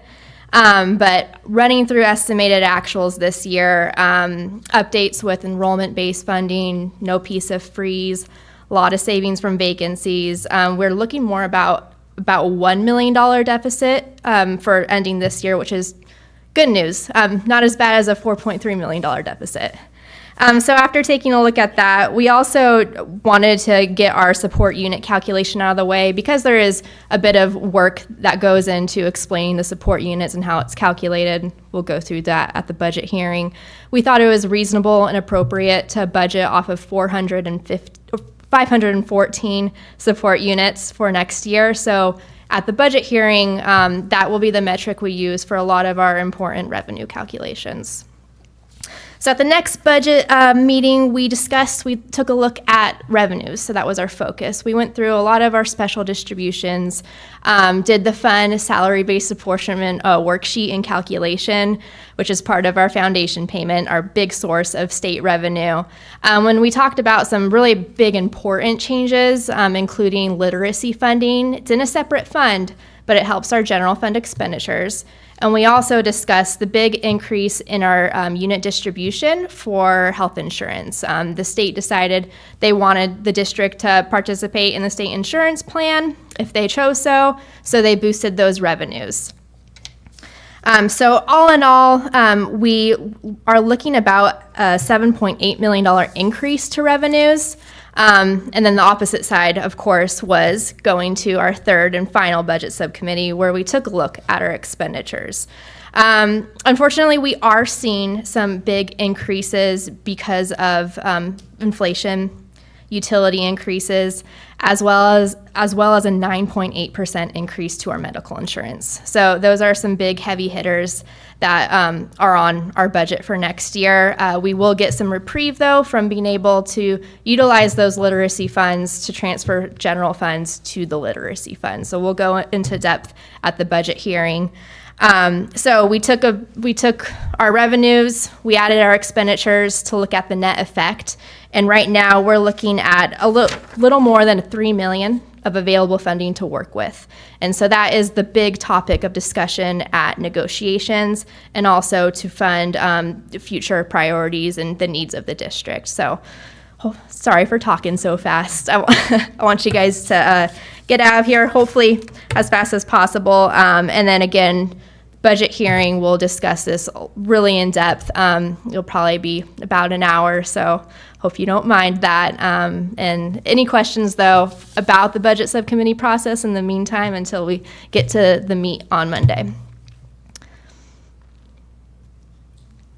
We'll bring our questions then. All right, That'd be sounds great. good. Thank you. All right, thank you. Thanks, Shannon. Terrific. We're going to move into potential action items, and we've got a number of things just to review, and we can approve, deny, amend, modify, or postpone action on any of the following just as we go into it. I'd like to welcome Katie Groutman up to present about the findings from our social studies materials adoption. Good evening, trustees, and happy Board Appreciation Month. Thank you for all the work that you do. I also want to take a moment to thank members of the community that I see here tonight, especially who took the time to review these texts. I know several people spent many long hours reviewing these texts, and so I thank you for that. I also want to thank the Secondary Social Studies Academy for all of the work that they've been putting in the last 5 months towards adopting or working toward a potential adoption for social studies materials. So as I mentioned last month, sorry, I feel like I can't see Trustee Anderton there. It's me with the. As I mentioned last month, the Social Studies Academy worked through several months of trying to identify what it was they were looking for in a curriculum resource. And they decided that they wanted to look for something that was relevant, something that met community standards, something that, and by community standards, they did mention wanting to make sure that they were avoiding any kind of hot button issues such as CRT. They wanted to make sure that they were finding something that would encourage kids to do deep critical thinking, that would allow them, encourage transparency, and that would encourage kids to be able to look at things from a variety of different perspectives. We started off with what the Idaho State Department of Education had already kind of put together. They bring together curriculum review committees at the state level and look at different texts, and they create their own sort of like top list of what they recommend. We looked at those, and we also investigated if there were other resources that they were interested in exploring. We also looked at those as well. In the final analysis, they decided on these texts from different publishers, which I have already shared with you, and they were able to explain or express that that they felt that these best met the criteria, with the understanding that no one resource fully meets the criteria of the curriculum. And I want to be explicit about the difference between curriculum and a curriculum resource. So curriculum is what we actually teach kids, and that's determined by our standards, and that is organized and prioritized into scope and sequences. We use resources such as these textbooks to help us teach the curriculum, but these textbooks themselves are not the curriculum. We had the biggest amount of response to this adoption since I've been here, which is a long or short 3 years. And so I am very grateful to the community for responding and spending their times in these ways. In looking at these reviews, there were all different types of comments and information, and I did my best to try to organize them in some form or fashion. I made sure that I wanted you to be able to see the raw comments that were provided, so those were all scanned in for you, or some provided emails, so those were just copied over and provided to you. We typed them up to try and make it easier for you to read through them, and then I coded them. And here's how I sort of did it. And it's not a perfect science, so forgive me. But if there were only positive comments, I wrote that I marked it as being in favor. If it was mixed, I marked that I marked it as mixed if the review held positive and negative information. If there were concerns only expressed, then I marked it as concerns. If the reviews explicitly stated that the reviewer was against adopting the book or a component of the curriculum, I marked it as against. And some people just signed the form that they had come in and didn't really provide a comment. So in those cases, I provided no comment. And then some were kind of a mix. Like they would say, well, I like this, I don't like this, but overall I'm in favor. So in those cases, I tried to note that and give you that information. I wanted to just address that there was the opportunity to review the online components. So if people asked for it after the first reviewer, helpfully pointed out that she couldn't see the online component. So after that, I made sure that she knew that was available. And I also, we had Chromebooks available for anyone who asked for them so that they could see those online pieces as well. I also want to point out that the 6th, 7th, and 8th grade teachers have chosen, they don't want to purchase the field journals or the inquiry booklets that go with it. Those are the consumable pieces. And I think you heard from one constituent tonight who objected to those pieces specifically. And I just let her know that they're not interested in getting those pieces anyhow. I also want to just express that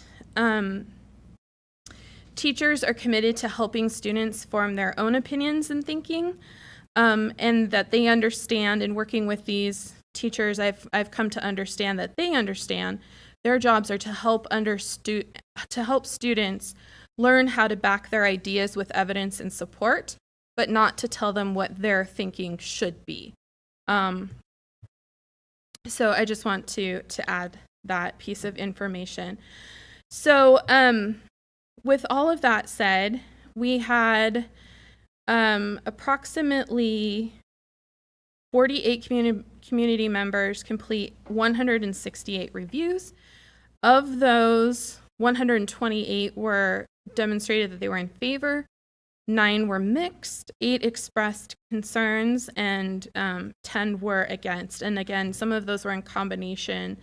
And then in discussions with, there was a question from the board this morning or yesterday, asking for clarification a little bit on which texts received which reviews. So economics received 13 reviews, 7 were in favor, 1 mixed, 1 unsure, meaning on that one I couldn't quite interpret what the reviewer was saying, I'm sorry. 1 concern, 2 against, and 1 no comment. In government, for the government text, there were 30 reviews, with 25 being in favor, 4 mixed reviews, and 1 with concerns. The 6th and 7th grade social studies, here's an example. I think this is kind of an interesting and cool thing to point out. Because we look at our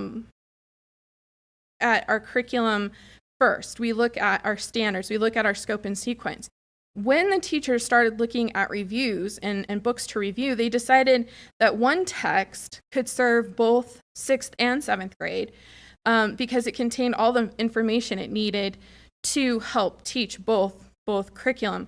And so that is a cost savings for us in that we won't have to purchase additional texts. The teachers themselves just asked for digital access plus having classroom sets for their students. And in most of these cases, the teachers are just simply asking for classroom sets. That's different for U.S. history and world history. The teachers are asking for more of a one-to-one correlation. But in the other, they're asking for classroom sets, which is also a cost savings to us. So in the 6th and 7th grade social studies, there were 29 reviews, 24 in favor, 1 in favor with concerns, 1 mixed but in favor, 1 mixed, 1 against, 1 with concerns. 8th grade, there were 33 reviews, 29 in favor, 2 with concerns, 1 mixed, and 1 against. U.S. history, there were 37 reviews, 28 in favor, 3 against, 1 mixed but overall in favor, 1 no comment, 3 with concerns, and 1 mixed. And then world history, there were 24 reviews, 15 in favor, 2 mixed, 1 mixed, overall in favor, 3 against, and 3 no comment. So all of that to say, by and large, the community reviews were largely in favor of these texts, although it is important to note that there definitely were some concerns and some who are against these texts, us adopting these texts.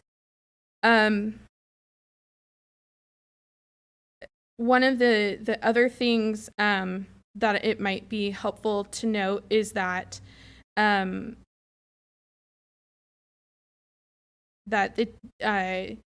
while it's extremely valuable to have resources to help teach the curriculum, these texts and accompanying materials are not the curriculum. Rather, the standards, prioritized and organized into the scope and sequence, as I mentioned earlier, are the curriculum. And teachers will utilize pieces of these texts to help teach the curriculum, but we are not asking to adopt these texts with the idea that we would follow their program and utilize all or even most of their activities. And for that reason, and given that the majority of reviews were in favor of adoption, and given that a team of teachers chose them after careful deliberation and input from their colleagues, I would ask that we be allowed to adopt these texts to help us teach the curriculum, knowing that no single text, resource, or material will meet all of our curricular needs in full. And I will stand for questions. First of all, thank you for all that work and for welcoming the community in and really providing a lot of access to these curricular books. It's a lot. There's like 5 bags. They're all in my car right now. 5 or 6 bags. Someone had to help me carry them out. Yeah. There's so many. They're heavy. Yeah, they're a lot. hefty. And that was like, for example, that was one of the mixed reviews is that one, it's hefty, and that's true. That's a fair thing to note. If kids are carrying it, it's hefty. Any questions for Ms. Groutman? I have just a couple of questions that maybe are quick. With 6th through 8th, you said there were 2 items they were not interested in: field journal and The inquiry journal and the field journal. Okay. What's the first thing? The field journal and the inquiry journal. I believe the field journal goes with the 8th grade and the inquiry journal goes with the 6th and 7th grade text. So I believe that's one of the items that had some concerns, correct? Correct. So would it be appropriate then if we were to approve the text that we exclude those 2 items, just so they're not down the road? Maybe a different group of teachers says, yeah, let's bring these in. They're approved. We can definitely do that. I would just ask for clarification because some of those items are available digitally. Would we want to then make sure that the teachers are not using those digital pieces as well? Thank you. You want it? Oh. Yes. Yes. That's not for me to decide. I guess that's for. It probably depends on the motion, I guess. Yeah. Okay. But, yeah.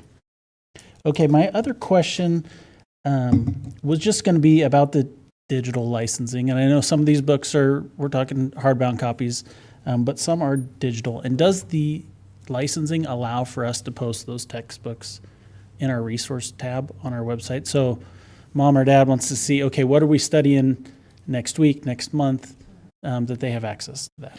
So we are not allowed to publish them on our website for the general public to access. However, parents can always use their child's login information and password and access all the digital information that their child has access to with those things. And if a parent isn't sure what their child's login information or password are, they can always contact the school to get that. And is that through Schoology or that's through? So much of it will be, should it be approved, much of it will be through Schoology, because it will be, most of these integrate flawlessly with Schoology, and we'll work to set it up that way. I believe there was one text that we would have to access using Clever because the integration with Schoology isn't set up, and I believe that was economics, but I'd have to check on that. But regardless of the text, parents can access what their children are seeing using their login information and password. The other option is that if a member of the community who isn't a parent wants to see what we're teaching, they are more than welcome to come in and set up an appointment with me, and I can get them online. I've done that before with constituents, just to make sure that they have opportunity to see what it is we're teaching, and we're being as transparent as possible. The thing we can't do is just make it completely public because we don't own the licensing to. Copyright. Yeah. Okay. Yeah, the reason I ask is because there are, with anything we do, almost anything we do, there's going to be questions or concerns, I think. And, part of that is how are parents aware? Mm-hmm. How can they see it? Mm-hmm. And then how do they, if they do have concerns, how do they navigate that? I know we have a policy for that. Do parents know that? Is probably the key one, but, that they can request either not to participate in something or to have alternative lesson planning, if you will, for something that they'd object to. So that was my question. Thank you. Absolutely. Any additional questions? Yeah. Thanks for all the hard work. I know textbook adoptions are a huge undertaking. I've been through quite a few myself, and so I appreciate all your hard work. I think the questions I would like to know, one, how much of a savings will we get taking those materials, the field booklets and the inquiry books out? Because this is a very expensive adoption, and we're going to have this for 6 years. Two, I was also looking through some of the concerns in here, and a lot of them had to do with the economics digital version, which no one's really said too much about, but there was some concerns throughout the comments in here. And then some of our speakers brought up some interesting concerns that probably we need to address. And like Casey said, we want to make sure that we are providing curriculum, but eliminating the things that cause the concern for parents. And while I know no textbook is perfect, I think since a lot of this has already been brought to our attention, it makes it easier to kind of address these things up front. So those would be my concerns. And two, being an educator, I haven't had an opportunity to look through the books, but I would very much like to. And I know you offered us an opportunity, and I'm so sorry I haven't taken you up on it yet, but I would like to. So for me, I would like to have a little more time before we jump full force in and get that information. So Trustee Bierke, the quote provided to us on the 7th and 8th grade texts, the not adopting, now they can, the quote provided listed for the 6th and 7th grade consumables for 6 years of those at $165,765. So that would be saving that amount of money. Now they can come back to us and say, well, since you're not spending it here, we gave you a savings there. So it's in a negotiations kind of process, but that would be the amount I would expect to roughly save. For the 8th grade, I would expect to save about $88,939, not adopting that piece. The economics digital, what I didn't, could you clarify the issue with economics digital? What I heard was the issue of it being less current.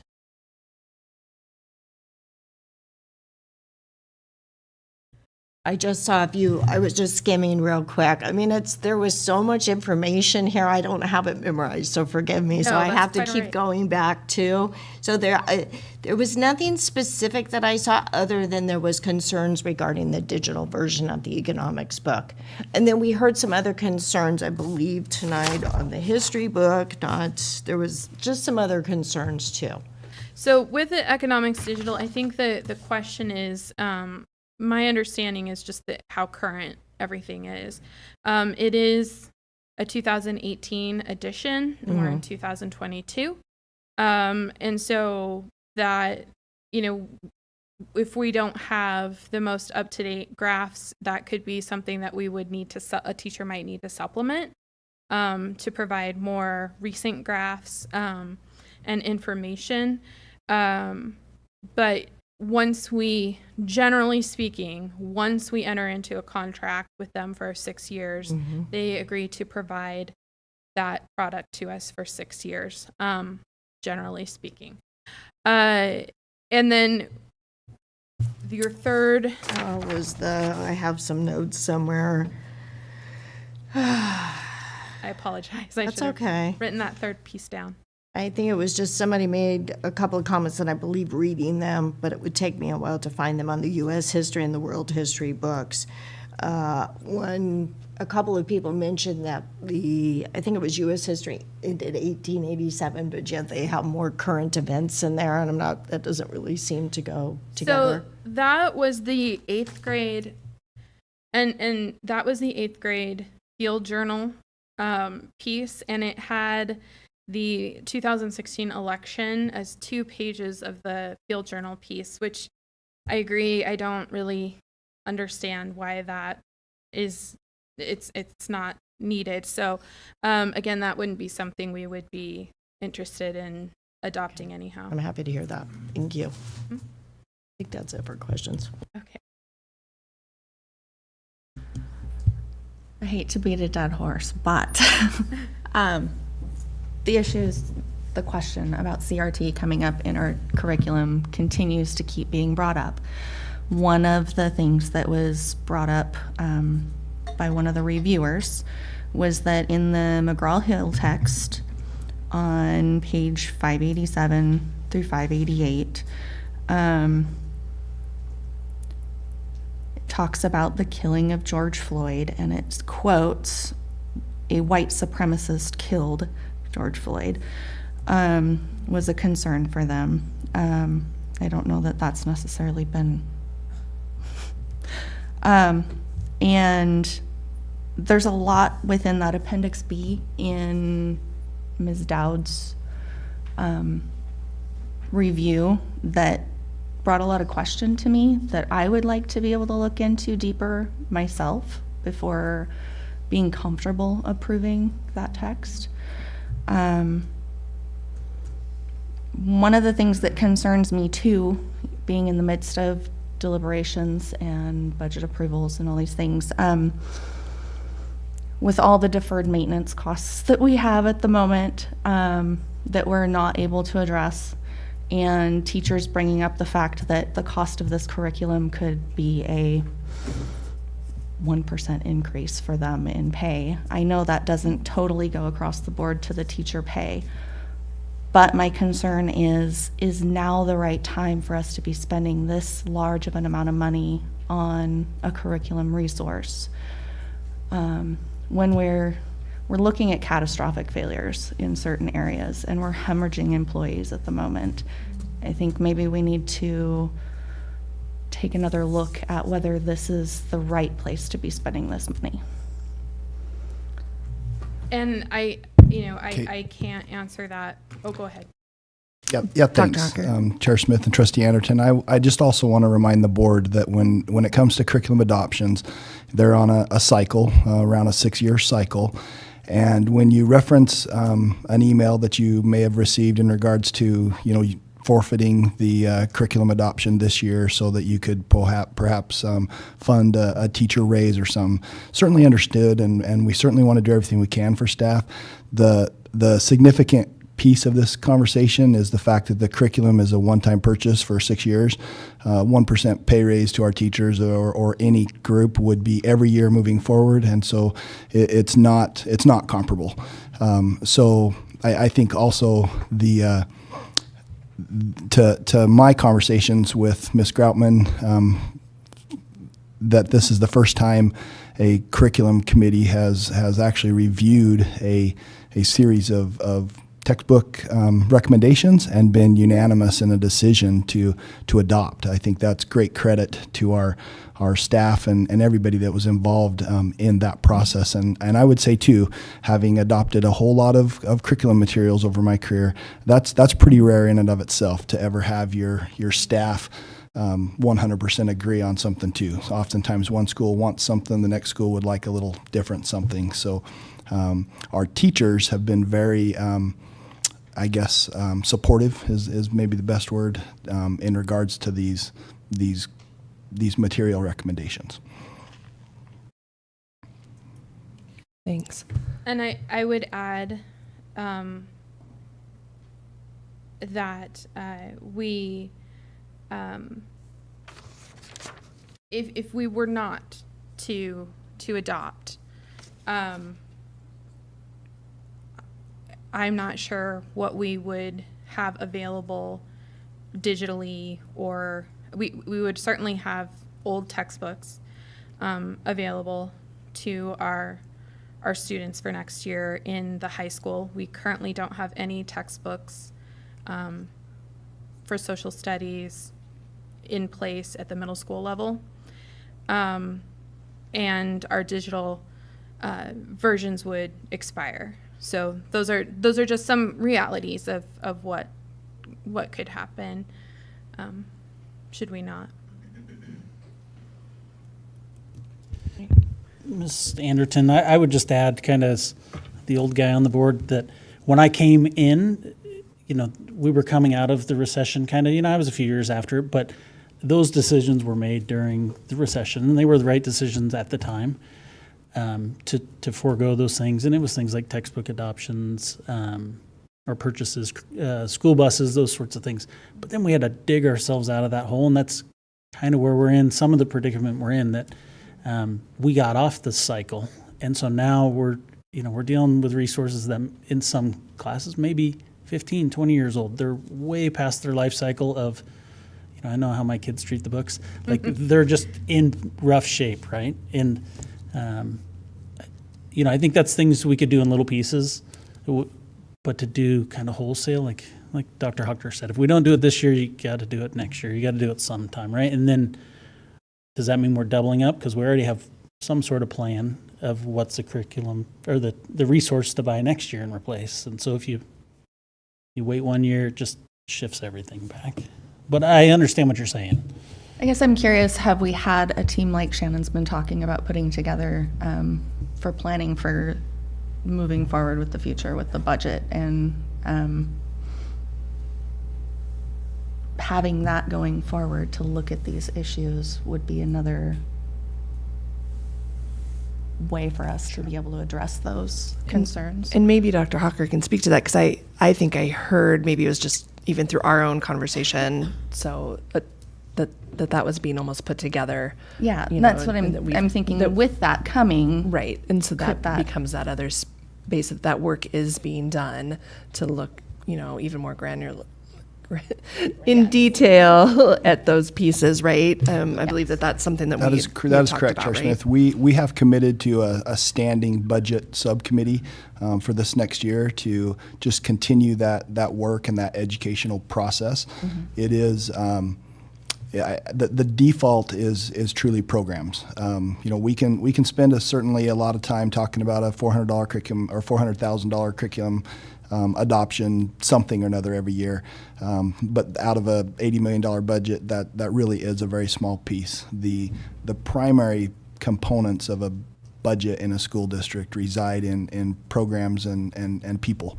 And that's where we're trying to take a deeper dive as well to understand, do we have programs and services being provided to students that are perhaps past their time and not needed, and we could perhaps shift those resources to somewhere else, because we truly are falling behind in our salary schedules for our staff, classified, certified, all of these budget conversations. I mean, everything we've been talking about, as I shared with you in one of the board questions, it's amazing how a $20 million supplemental levy 2 years ago in 2019 is, by the end of this next year, it'll be worth about $18 million. You've already lost $2 million of buying power because of inflation these last couple of years. And so we have not added to those dollars. We have continued to try to find areas to pinch and scrimp by every year for a long time, because Idaho continues to fund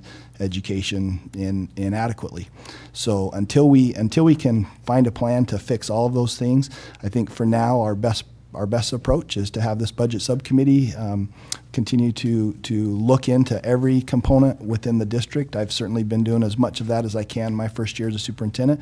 We now have a brand new CFO on board, and she's committed as well to taking a deep dive into everywhere where we can look to see are there programs that we don't need anymore. But unfortunately, the vast majority of our costs go to people, and so those are very tough decisions when you start making calls as to say this program is or is not needed. So we're going to cut it. Those are people's jobs, and this district does. We are the second largest employer in the county, so I think that's a big deal for us to consider always.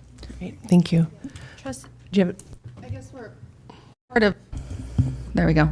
I guess where part of my concern lies is that maybe curriculum could be one of those things that this budget subcommittee can be looking forward at going forward into the next year.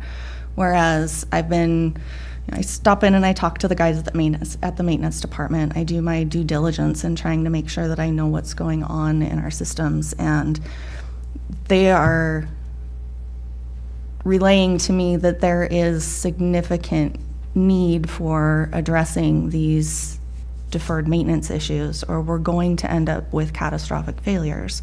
If we have catastrophic failures, then we have students that aren't learning at all. That is where my concern comes in there. If we can address some of those other issues first, and then also be looking at the curriculum going forward, is that an option? So do you want to address that, or I'm curious, given that in a few minutes we're going to talk about long-range planning and that issue, do we hold on to that conversation a little bit more and talk about it in long-range planning in just a minute? May I ask a question? To Trustee Morris Rowe, I would never call you the old guy. But as the senior member, perhaps, of the group, is it my understanding was that the levy, the most recent levy, included funding specifically tied to curriculum, and that we advertised the levy with the idea that money would be spent on curriculum and adoptions? Yeah, I mean vaguely, but I just don't. So are you saying that you think this has already been budgeted for? I just think we advertised to our community that some of the Okay. budget would be going toward I think curriculum. what Katie's probably pointing to, excuse me, I'll turn my mic off. You know, what we want to make sure we're doing is not saying, okay, we're going to spend this money this way, and then, oh, it's been approved, and now we're spending it a different way, right? That happened with Lakes Middle School, what feels like 100 years ago. It wasn't that long ago, it was 15, 20 years ago. But every bond, every levy, I hear about it. The school district got approved for this money. They ended up, it got spent on all the other projects. Lakes was last. By the time they got to Lakes, there was no money left. And so they passed a bond to remodel Lakes, and it never happened because there was no money left. And so I think we've tried to be real intentional about that. That'll change going forward because it's going to even get more intentional, because I think there's new legislation that says we have to be much more detailed in our M&O levy requests when we have them of how those funds are going to be spent than we have historically. Historically, we haven't had to say anything. We just have, so people understand. It has to go into pots, certain things, and you have to spend it for those things. You can't say this $1 million for curriculum and then spend it on salaries. So that's kind of going forward. That'll be on the next time. That'll be something new that we have to deal with. I think the other thing, as far as just that budgeting piece, it sounds great, and I'd love to see us do that. In reality, in my 7 years on the board, I'm guessing I've worked with 15 trustees. I've worked with 4 superintendents. I've worked with 4 secondary directors, 3 finance directors. It's a lot of, we have to create some stability at the district office and amongst ourselves to be able to do that work, because all of a sudden it's just boom, right? You know Dr. Hawker's story. He got here and decisions had already been made that tied his hands this year because they were made last year, right? And so, that stability, if we can create it with us and with Dr. Hawker and in the district, it'll help improve those things, hopefully, and that kind of decision-making. So. I'd like to give Shannon an opportunity, and then Trustee Tembrick, I'd like to hear from you because I haven't had a chance yet. Just a couple comments on the budget side. Yeah, there's 1.2 million from the levy dedicated to curriculum, so that's kind of what the levy was built on, to give you some perspective. And with this 500 plus K adoption, it's already been factored in and budgeted for the fiscal year 21-22. So just looking at actuals right now, we're pretty much done with spending. Plus this amount, Katie is still under her budget for her curriculum budget. So that's just some facts about what we're currently looking at for the curriculum budget. So this funds is in the current year budget, not next year's Correct. Yeah. And it's strategically with the rotation to make sure, throughout the rotation, it can be affordable within the parameters of the levy and Katie's base budget. So. All right, thank you. Trustee Tembrick. So many of my questions have been asked already and answered, which is awesome.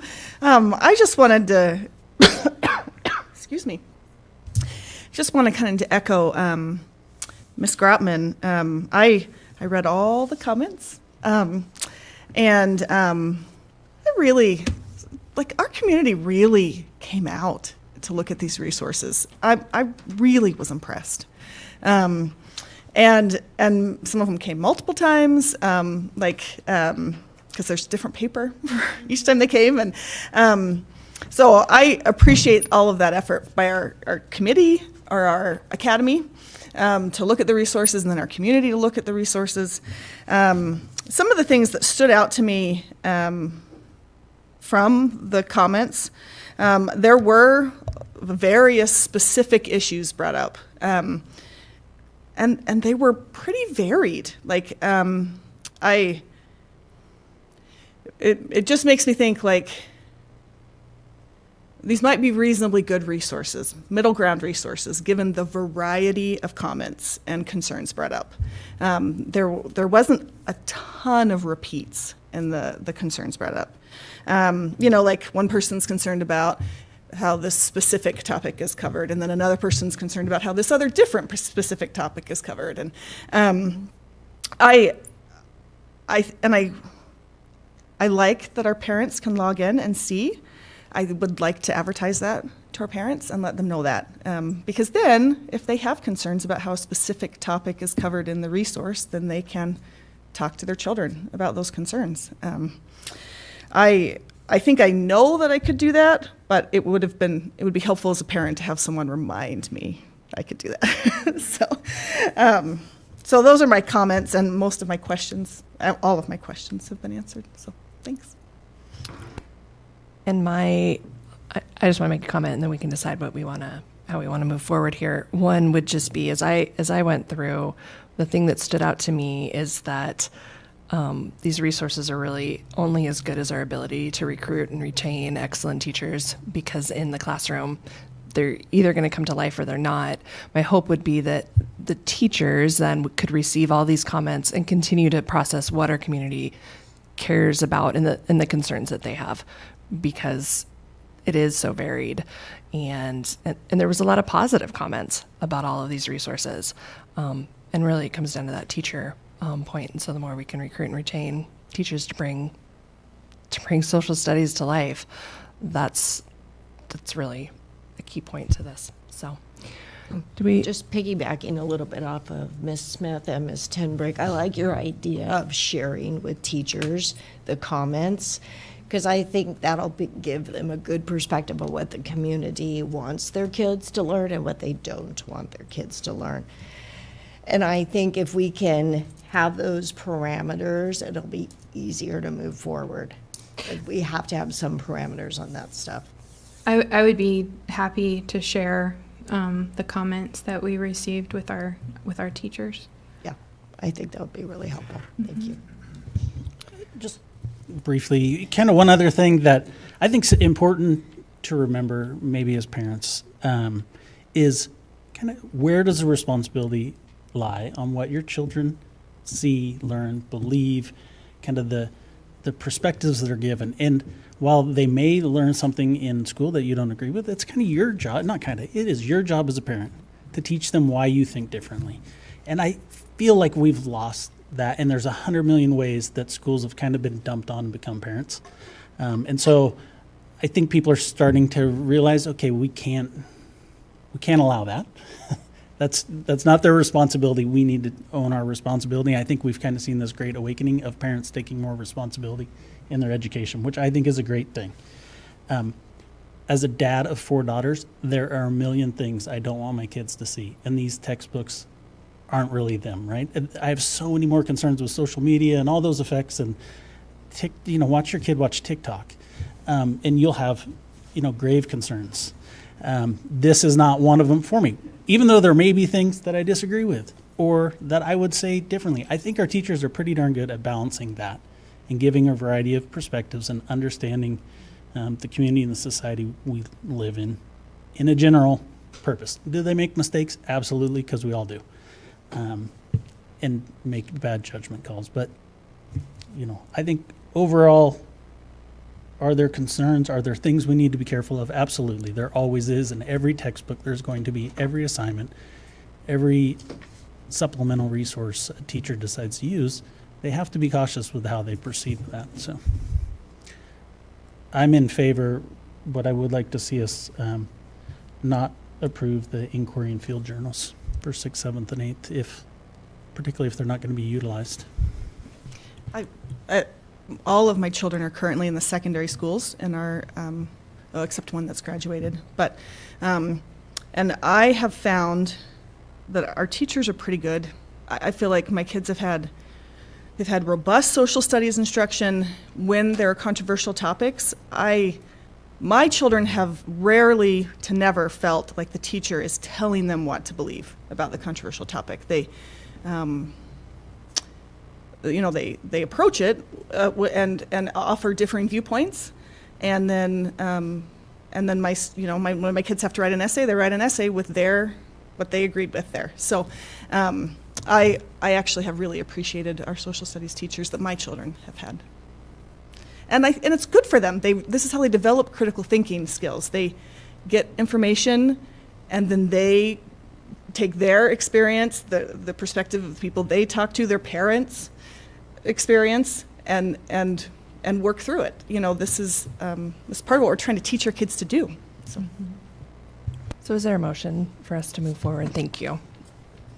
Or I'd make a motion. I would be willing to approve this curriculum adoption, not curriculum resource adoption, minus the field inquiry and Can I just clarify that piece?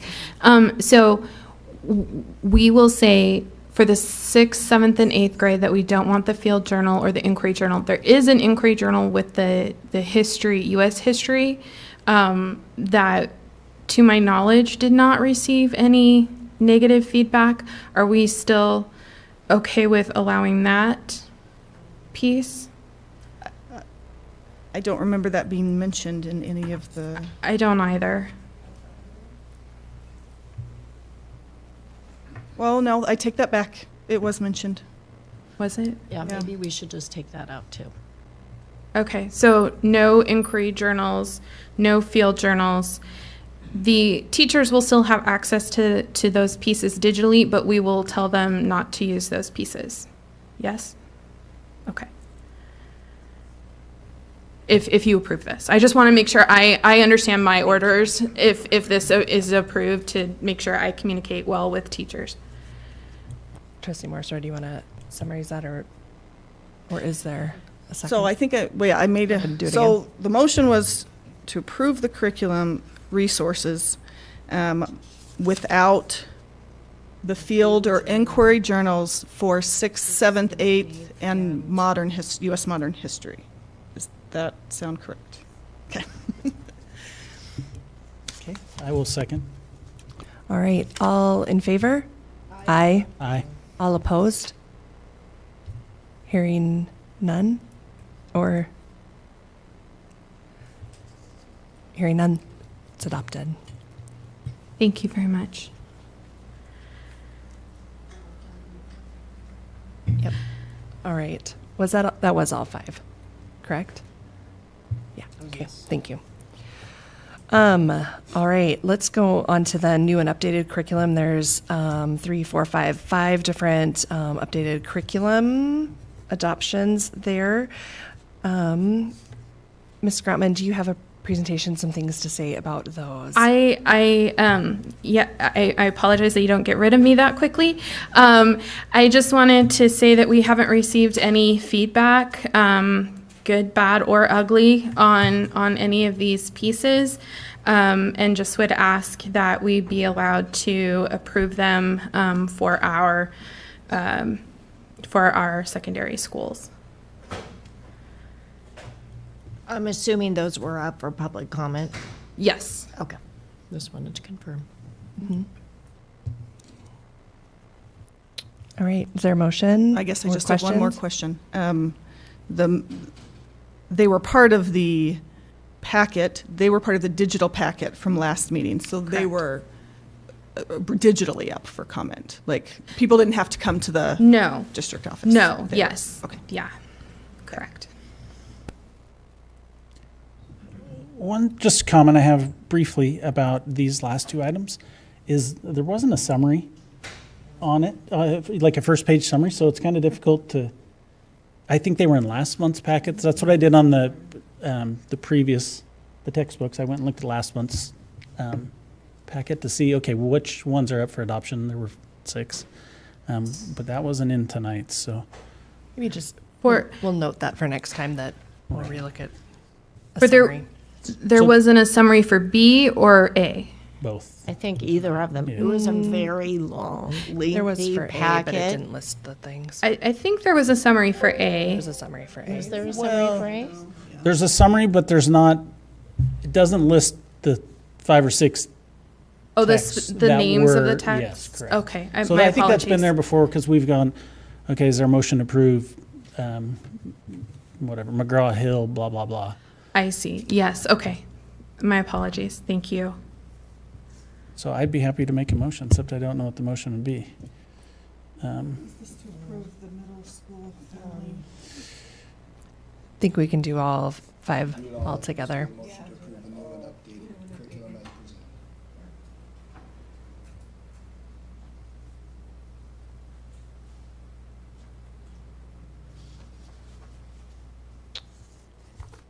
It's these 5.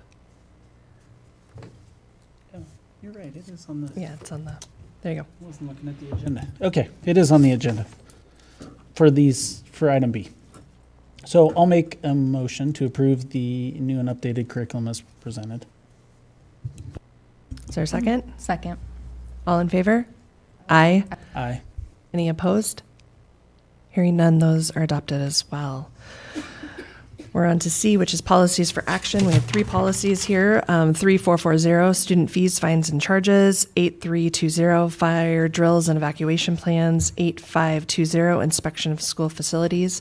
I don't believe that we received any public comment on any of those. Are there any questions or discussions? No. I'll make a motion to approve the policies as presented. I'll second. All in favor? Aye. Aye. Any opposed? Hearing none, those policies are approved. All right. How are we doing? Good? All right, here we go. Yep, Superintendent's Report of Information Items. Would like to welcome Scott Mabin, Jeff Voller, and Leslie Swingrover. And Dr. Hawker, are you starting this out? Well, or I think Trustee jumping in? Tinbrink is Oh, perhaps. and Trustee. Oh, yes, She I'm sits actually. on this committee. Awesome. So Terrific, this thank is you. the Long Range Planning Committee recommendation. I just want to do a short introduction. So the Long Range Planning Committee has 25 members. These members are, some of them are employees of our school district, some of them are parents, some of them are both. Some of them are community members. And when the committee is put together, the goal is to have each school building have a person associated with that school on the committee. So to try to get a full coverage of all the different school communities in our district. So we met 7 times this school year, and I think maybe Scott's going to go more into what, or maybe Lindsay's going to go into more of what we learned. So this is a presentation of the recommendation from that committee. Chair Smith, members of the board, superintendent, thanks for having us tonight. We did have a very productive year. We met 7 times. We do want to thank the parents, community members, and district staff who served on long-range planning this year. We'd also like to thank Caleb Hurley, who was our chair, and I am looking forward to serving as chair next year. So we met at 5 different schools this year for our monthly meetings. So we got to see a close look at Woodland and Skyway and how they are managing their large and growing student populations. We also toured 3 schools that were built or updated from the 2017 bond. So Lake City High School, Nexa, and Lakes Middle School. We received reports from our local labor economists, which you can find in the appendix of the plan, which is in your packet, I believe. Operations Director Jeff Fuller kept the committee informed on the district's effort to acquire 2 sites in the proposed Cortair development for future school needs. And Jeff also reported on community discussions and housing availability, affordability, and related issues. We did have a subcommittee of long-range planning, and we met 3 times in February and March. Troy, who's here, was also a part of that to develop the recommendations we are presenting to you this evening.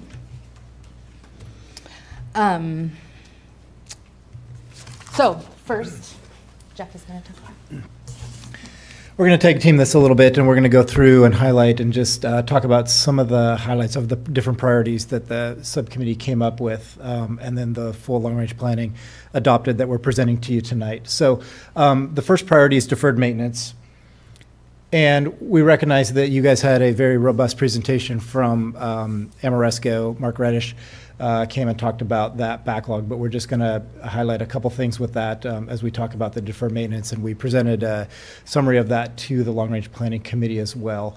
Again, it's just a reminder that we have a $25 million backlog today, and that continues to grow as we move forward unless we secure some funding sources. And currently, we don't have a dedicated funding source in place to handle that deferred maintenance. In the past, we've infused it with some large bonds, and currently those bonds are spent out, and so we really just have a small piece of our operating budget that we're putting towards deferred maintenance right now. I would also highlight that safety and security is a big issue, and some of that overlaps a little bit with maintenance. But I guess in light of what's happening in the community and what happened in Texas as well, we've had a lot of questions about safety and security of the district. And in the long-range master plan that we updated, there is a page that highlights about $5 million in security needs. And I think it's important to keep that in the forefront of our mind too, that if we were to consider the recommendation for a school plant facility levy, we would recommend that it would be both for the deferred maintenance that we have, as well as using that to handle some of those safety and security recommendations that we have moving forward. Jeff, I thought of a question about that today, and you may not know. I'm sorry I didn't give you more notice. On that list of the safety and security upgrades, some of them involve replacements of equipment that needs replaced. Would that have already been in the Amoresco No, so system? the Amoresco does not. That's more kind of in the technology side of the world, and that the Amoresco does not factor that into that. So none of that would have been in that Amoresco? Yeah, correct. Okay. That is more looking at our mechanical systems, and so there are things like security cameras and things like that that are not included in that Amoresco database.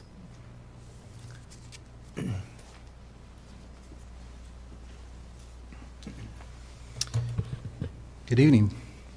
So, want to mention that when we're looking here at one of the other priorities about a new middle school, that we did have an overall decline in enrollment since 2020, and that did provide some relief from crowding at Canfield and Lakes Middle Schools.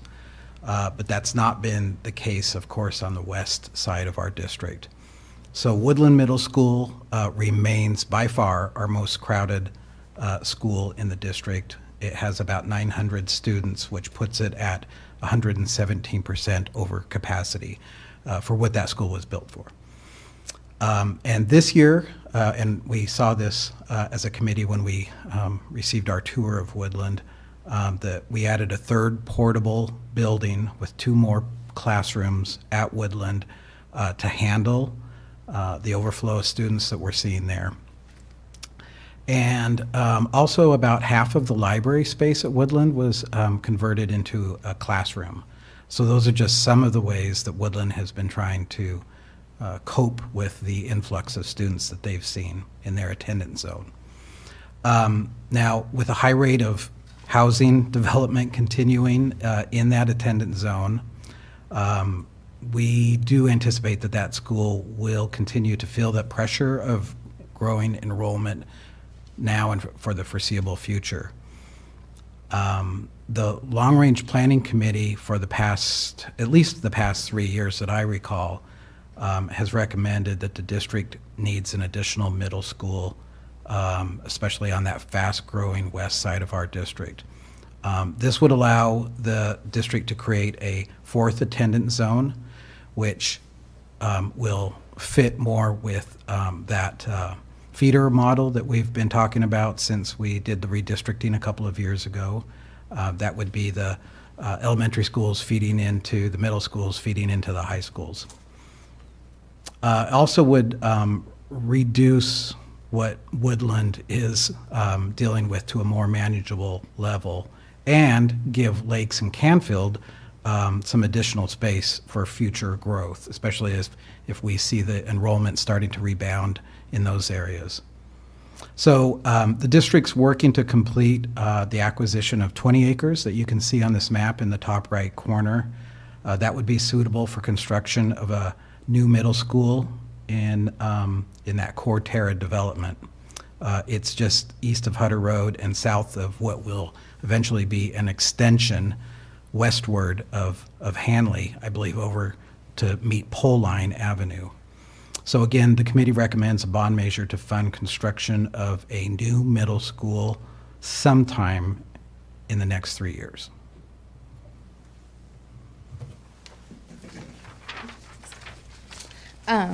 So like we see with our middle schools, we have also seen elementary enrollment drop across the district as a whole, and it is the most significant place of drop. But we do have some work to do to address pockets of growth. In particular, we have a concern about the impact of growth on schools in the west and north areas of our district. Skyway Elementary was built for about 500 students, and it has 624 students today, and needs to use all of its 6 portable classrooms to handle that. The pace of new home construction has not slowed in this part of the district, and we anticipate more students are coming to Skyway. Hayden Meadows is nearly full now, and we could also see Atlas, Nexa, and Dalton approaching capacity again in the next few years. For many years, the board and district have expressed a desire to phase out the use of portable classrooms, and that is for a number of reasons that are also outlined in the full 10-year plan. Yet we continue to rely on portables in too many places. We have them still at Atlas, Skyway, Hayden Meadows, and Ramsey elementary schools. A new elementary school could go a long way in reducing our reliance on portables. The committee recommends the district take next necessary steps to alleviate or prevent overcrowding at any elementary school, particularly Skyway, which is a school that we toured and is in extreme dire need of more space quickly. It may be necessary for the coming school year and could include minor modifications to classrooms, program adjustments to free up classroom space, use of portables, or other creative solutions. The committee also renews its recommendation to fund a new elementary school to accommodate growth on the west side of the district. This will become a higher priority as the large core Terra development, with thousands of households planned, goes in along the west boundary of the school district. The lower purple, kind of purple box that you see there is the 10 acres that we are in the process of trying to acquire that could potentially house a new elementary school.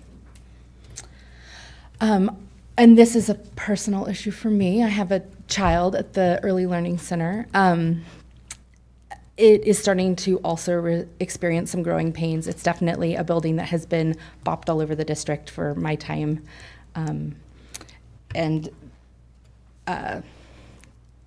of the preschool classrooms were consolidated under one roof at the leased space. It's not under our ownership.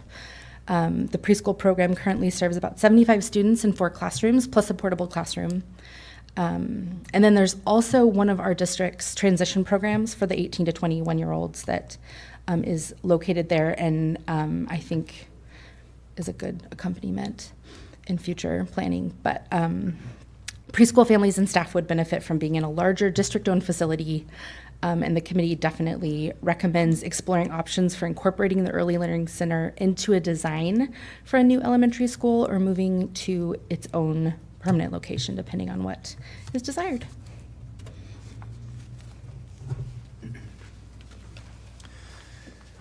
So those are our specific recommendations, but through the work of the subcommittee, we started talking about some other things to consider, and we just want to highlight those. There is a paragraph at the end of the recommendation in your packet, but I'll just spend a couple minutes briefly talking through those.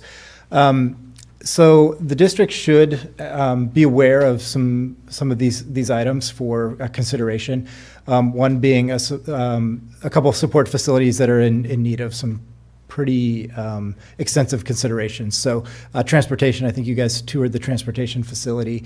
It is too small. We don't have room for the buses. We have buses parked across the street at our maintenance building, and we don't have enough room for staff parking, and it's an old building. We don't have enough room in the staff lounge for the drivers at the beginning and end of their day, and some of them spend a good part of their day there in between their runs as well.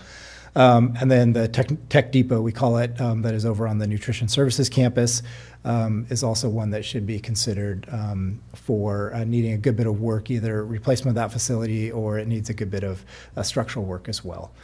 The district should be aware of any opportunities that might come about, and this isn't a specific, we need to do this, but it is, it would be a desire to consolidate our district services. So we have maintenance right here, we have nutrition across town, and so we are a little bit spread out. Transportation, about a mile from here, right, as well.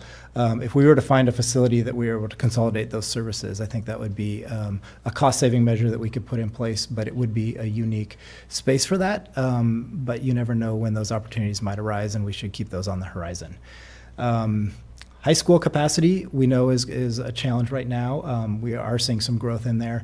However, the indications are not that we're going to need a full comprehensive high school. So over the years, we are going to need to come up with some strategies of how to handle approximately 800 students, I think is the last projection that I saw for high school students and what that might look like to handle some high school capacity. And then, as mentioned earlier, affordable housing in this community. And I do sit on the local regional housing commission that is looking at some of those studies, and so we need to continue to support that work, because as an employer, that impacts us. Our families that we serve, it impacts them, and we need to be very present at the table for those conversations. And with that, we'll stand for any questions. Great. Thank you, and thank you to all those that serve on long-range planning. Such a great group representative of just all of our community. So any questions off of that? Thank you so much. Dr. Hucker, any questions, observations, things that we should consider? Yeah, a whole lot. I was expecting lots of questions perhaps to this group. This has been a great group with a lot of community involvement. It's probably one of my favorite groups. Although I really wish we wouldn't all have every meeting on a Monday. Messes up Monday Night Football a lot. This is a great group. They really are trying to look at solutions to the district. They spent a lot of time touring schools. Greatly appreciate their comments and their impact. Scott, if you want to fire up this first slide here, I think this goes right into what Trustee Anderton was asking earlier tonight. What's the next steps? When we went through this process with long-range planning, they did a great job of looking into the future as to what needs to be done, and they've identified some deferred maintenance challenges, and then obviously middle school, elementary school, everything exactly as they would. As now I'm wrapping up my first year as your new superintendent, I don't think I can say I'm new anymore. I have absolutely been trying to inundate myself in the community and get as involved in everything as I can.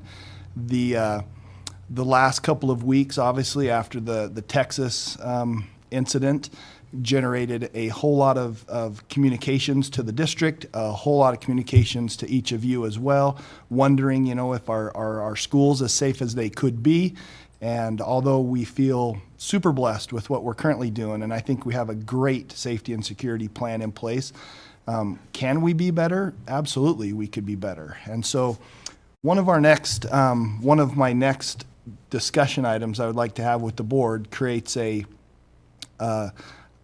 potentially rather aggressive timeline, but something I think that we need to consider, that I would ask the board to consider.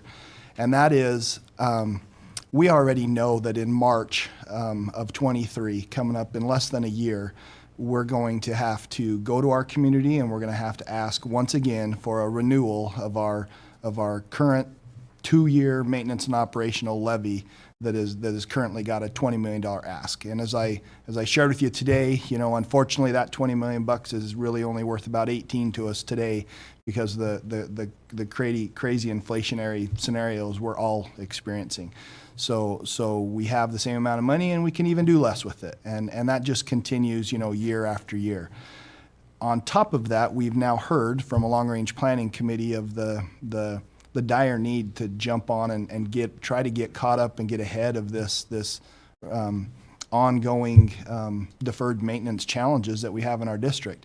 I was probably 5 steps behind Trustee Anderton when we had a great conversation with some of the folks from a very good, great, I would say, a very great personnel in our maintenance department who were just sharing that, this is a challenge. We have 900 HVAC systems in the district, and we have 1.5 guys take care of it. I mean, we're just struggling all the way around with not only facilities but with staffing, and so we got to paint this picture, right? I believe today my recommendation is that we chunk these conversations of deferred maintenance and with an SPFL levy and our ongoing maintenance and operation levy that comes up in March. I don't think we should go to our community asking for both at the same time. I think that's a lot to bite off for any community member, and I think we need to be more specific. I also think that in good conscience to our community, we can address some of these safety and maintenance challenges in our community earlier rather than later if we were to go to our community in August and ask for an SPFL.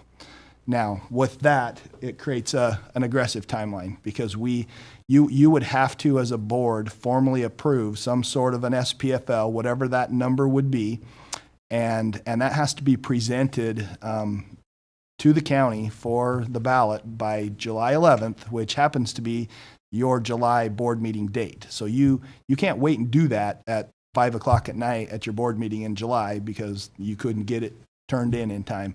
You would have to do it sometime before that. There's your timeline there. Obviously in August starts your absentee ballots. 15th is early voting, and then the 30th of August is election day. Some might think, holy cow, how can the district get out into the community and really engage our community in the needs of this SPFL so quickly? And I've asked that kind of myself. But when we have gone to our community for all these years asking about our regular M&O levy every March, generally speaking, those conversations don't begin until after the first of the year anyway, and we only have a couple months to really get out there. We're not really the professional marketeers of trying to run a levy anyway. We're going to need help. Well, I think this is a very timely conversation because our 26-member, 25-member, however many members we had finish the year on our long-range planning committee, they are behind this. They understand this need. I feel very confident that we can go to them and get them to say, this is what we need to do. I think our work would be in the next few weeks to identify what that dollar amount might be. You've been presented in some workshops over the last couple of months from various different organizations, in fact, the professionals, to just share with us that somewhere we could do a whole lot with with perhaps a $5 to $8 million ish range. I'm not going to hold any numbers today. I'm not prepared for that, but to do some sort of a plant facility levy where we could address, perhaps you set aside 25% of that the first 4 or 5 years of that levy to strategically address the enhancement of safety scenarios, so we could update our technologies. We have a whole list on another slide. Do you want to advance that, Scott? All right, I'll go back to our process, but this list right here just kind of overall addresses where we could be at with some preliminary conversations. We haven't talked about everything. Obviously, the timing has been quick, right? We know, I know that there is districts in this country who have had great success when high schools need to be added onto for a little space, and it looks like our 2 high schools eventually are going to need some additional space. One idea is that you could reach out to our law enforcement agencies and see if they'd be interested in having a little substation in that facility. And I can tell you that there is great results when you have a police station essentially, or a substation attached to your high schools. Many people would think twice about coming into your schools to do something they shouldn't do. And everybody needs space, right? And that's generally a one-time expense that you just pay for some lights and utilities ongoing down the road. So there's a lot of different things, and I don't want to only focus on that specific example. You can see on our presentations and our slides, we have identified a whole, Scott, you want to advance to that next slide? Oh, thank you. Just some generic processes we had initially created some priority lists to say this is what we would do with some targeted funds.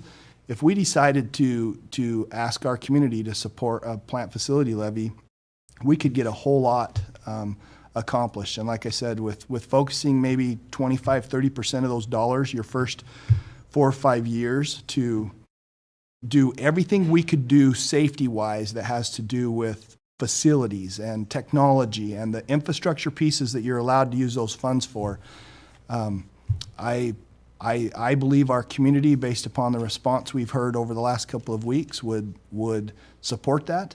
We've heard comments about simply just raising fence heights from 4 foot to maybe 6 foot, so it's a little bit more difficult for somebody to climb over a fence rather than step over. I think we can address a whole lot of things. We have heard concerns about maybe more campus security officers or even more SROs. Those couldn't be funded by a plant facility levy, obviously, because it's not a structural capital item. But if this were to perhaps pass in August, then I also believe that come March, that could be a discussion point, as Casey, as Trustee Morrisroe has pointed out, with our moving forward with any M&O levies that we would ever run. New updated state legislature laws require us to be much more specific in what we're going to use those funds for. So we would need to put that package together, and we would need to identify, and perhaps our community would agree with, maybe we hire, our middle schools right now don't have any CSOs. There's no campus security officers in those facilities. You heard tonight from CAPS that we could have some extra help during the mornings and lunch times with just passing with kids coming and going during that busy time in our big campuses, and we could afford to have some extra help. But we have one SRO in every high school and in every middle school. And then we have 9. We have 9 SROs. I think thanks for sharing that, because I think this weekend there was a ridiculous post by a news group on Facebook that said we had 1 SRO in our whole district, and it's just like, come on, you guys, you have obviously better, but I don't know why it was painted in that picture. But yeah, we have 9 SROs. Elementary wise, we do have SROs that share buildings, and right now our city police SROs, 1 SRO at the elementary level is assigned to 4 elementary schools. So it's a pretty big job. I do believe, again, should the community decide this is a priority, and should the law enforcement agencies be able to, find good qualified people, right? There's a lot of questions in this work, but by March we could identify that, and maybe that becomes part of our long-term levy that would say, yes, we can afford to hire a couple extra SROs and provide that extra safety.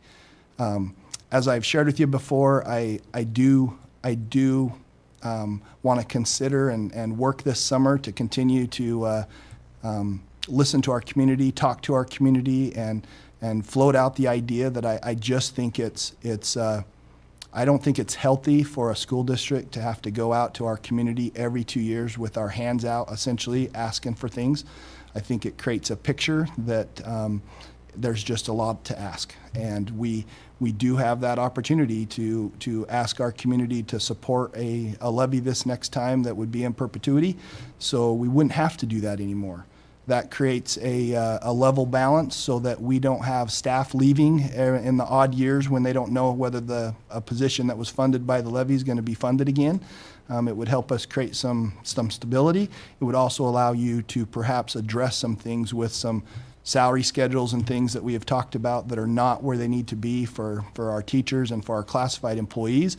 And knowing that we would have a levy that would be in perpetuity would allow you to commit to some salary schedules and things that might allow us to retain and recruit the staffing that we're going to need moving forward. So this is a whole lot, and I don't want to spend too much time on the levy conversation, the supplemental levy piece for March, but this SPFL discussion, it is something that would be timely, and I guess I would ask to just have a little bit of information from the board to see if there's any sort of interest or flavor from the board to continue this conversation and perhaps have at some juncture, whether it's at one of your next 2 board meetings that are on Mondays to talk about budget and we add on this conversation, or you schedule something different, maybe the 4th week of the month for a special board meeting too. I guess I would ask that the board support us moving forward with that, identify what that dollar amount is that needs to be, have all those conversations. What would be the tax ramifications to each and every patron at whatever dollar? You've seen some preliminary conversations already through folks, and then if it's the will of the board, you could approve putting it to a vote, and let's just go ask our community if these are things that we should perhaps take care of at the August timeline. If it were to pass, could get started right away on taking care of some things, and if it didn't pass, you would know. We would know kind of where we're at and the work that we're going to have to do to get the next supplemental levy coming up 6 months later to pass. So all of those are, I know that's a lot to lay on you when June is already an incredible meeting, and here you are already past 8 o'clock and pushing a 3+ hour board meeting tonight even. But we wanted to get that out on the table and see what you think. So I guess at this point then, my question would be, is this something that we're interested in bringing back to discuss then at our next board meeting? I mean, next week even? I would totally be up for that. I would prefer it be one of the next 2 weeks we have already scheduled anyway. So let's put that on as an agenda item and we'll get it posted. If we're kind of in agreement that we want to discuss it, then I don't want to discuss tonight. So am I hearing, I saw nods, but to bring it back and discuss. Yeah, great. Good, so, yeah, let's get that, we'll get that posted and on. Thank you, Dr. Hucker. And thank you to Long Range Planning as well for all your work on this and for this report. Ms. Southwick, will this report then be posted? Because I've not seen it in our board book, I think, because we got the paper. So there's, I got my start on long range planning before I was on the board. So I know the answer to this question. I think the way it is in the bylaws, is it comes to us for information 1 month, and then it's out for comment, just like a lot of other things we do. Okay. And next month we'll actually accept the recommendation or not accept the recommendation. Right, okay. Is how it works in the bylaws. These slides are not in our packet, but the long range plan is, and the recommendation also is. Great. These slides were in the packet. Were the slides in it at the end? Weren't they? I don't believe so. They just looked fresh. No, I don't think we had the slides. The slides, in yeah, the packet slides. last week. The slides were we new, but finished the those recommendations over the are in there. weekend. Okay. Yeah. Terrific. Great. Thank you all. for your work Thank and you. for your efforts, and we'll do that. All right, thank you. Couple quick items from Dr. Hucker. Yeah, item B, policies for information. You can see those there. Oh. No? Well, I thought it was, but probably not. Yeah, all right. Item B, policies for information. You can see there's 5 of them. If anybody has any question or anything, our intent is to send that out and get some feedback on those policies. And then I'll pause there, see if there's any questions about any of those. And then the last one on there is policy 2700, the graduation requirements. And I do want to have Ms. Grotman share a few comments in regards to those.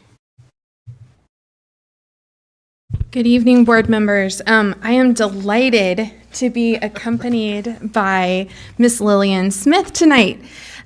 Lillian was our valedictorian from Coeur d'Alene High School last year. She is currently in college, and she is doing an internship with the district office to learn more about education and how all of these activities happen and how things occur. And so she helped prepare tonight's information for you regarding policy 2700 and procedure 2700 P1. So 2700 P1, in the most recent legislative session, the legislature passed House Bill 45, which rejected several rules in the Idaho Administrative Code. And the rules that were rejected referred to the graduation requirements that students are required to take math their senior year. While graduates still need to take 6 credits of math total, 2 being algebra or the equivalent, 2 being geometry or the equivalent, and 2 being a math of their choice, they are removing the requirement, the legislature did this year, that 2 of those have to be taken during the senior year. In addition, the state board recommended edits to include language that mathematics taken through CTE or career technical education programs be permitted, and that students do not have to finish Algebra 2 or the equivalent, which would then be Math 3 in our system, in order to count for dual credit or advanced placement computer science or engineering. So that removes another potential barrier to students who want to pursue that pathway. In speaking with administrators in all 3 district high schools, they are all in agreement with these changes, and so we are bringing 2700 P1, which is a procedure, but by policy 2700 must first be approved by you, to ask to make this change to graduation requirements, and we are asking that we make it for next year's seniors, which is also very unusual because typically we don't make any changes that would impact a class unless it was done prior to that freshman year. The exception to that rule is if it bears no penalty against any student, which in this case it does not. We are continuing to encourage students to take 4 years of math, and we're looking at opportunities to expand CTE and math offerings for the next school year. And with that kind of background information, I will let Lillian give you an insider's perspective of why that might be helpful. Okay, can you hear me? Okay, good. Sorry if I'm a little bit slow. I got a little less than 4 hours of sleep last night. It's been a rough day. But the first thing I wanted to start off with saying is that no other high school course counts towards or against a student's graduation requirements, depending on when the student takes the course. Even English, I figured out that you can actually double up on English in 1 year.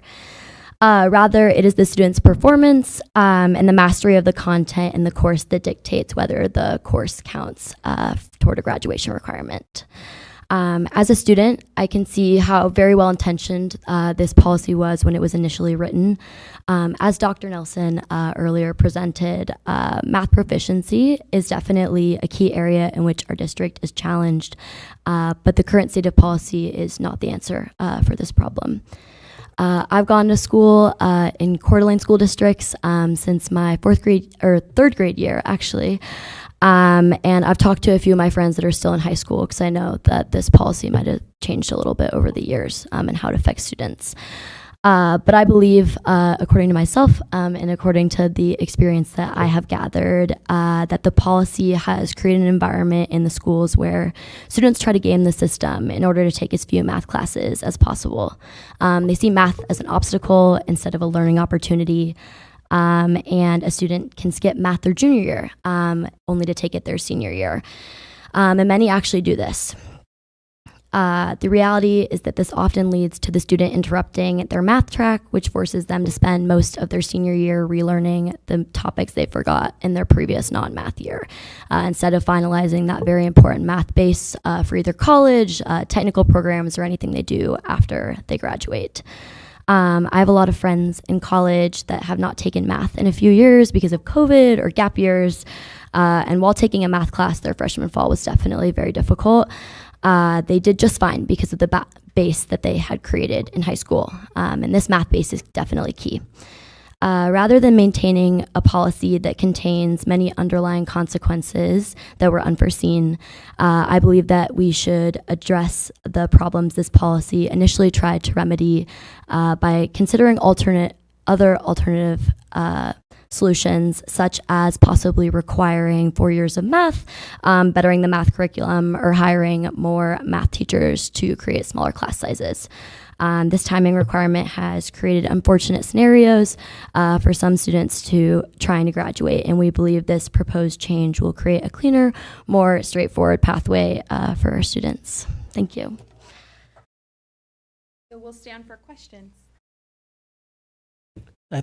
Katie, I think you coached Lillian. You had her put in 4 years of math just for me. You know, that's like if I was king today, that's what I would do. I would say, okay, we need to require 4 years of math. I'm with you. I don't think Lillian needed any coaching. She's probably heard me say it before.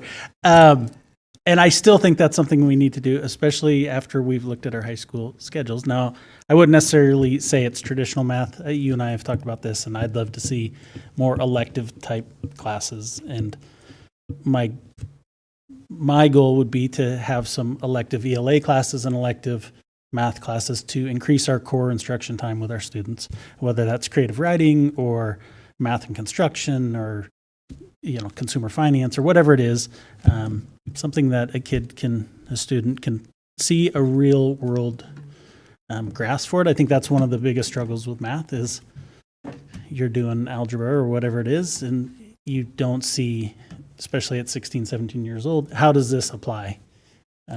Even though I try to show my kids all the time because I still use algebra, and I'm a sales guy. I appreciate it. It's strange. It's always been strange, I think, the way the legislation was or the rules were. I'd love to see us go to 4 years of math, or 8 credits, or however we did that. But I appreciate the recommendation.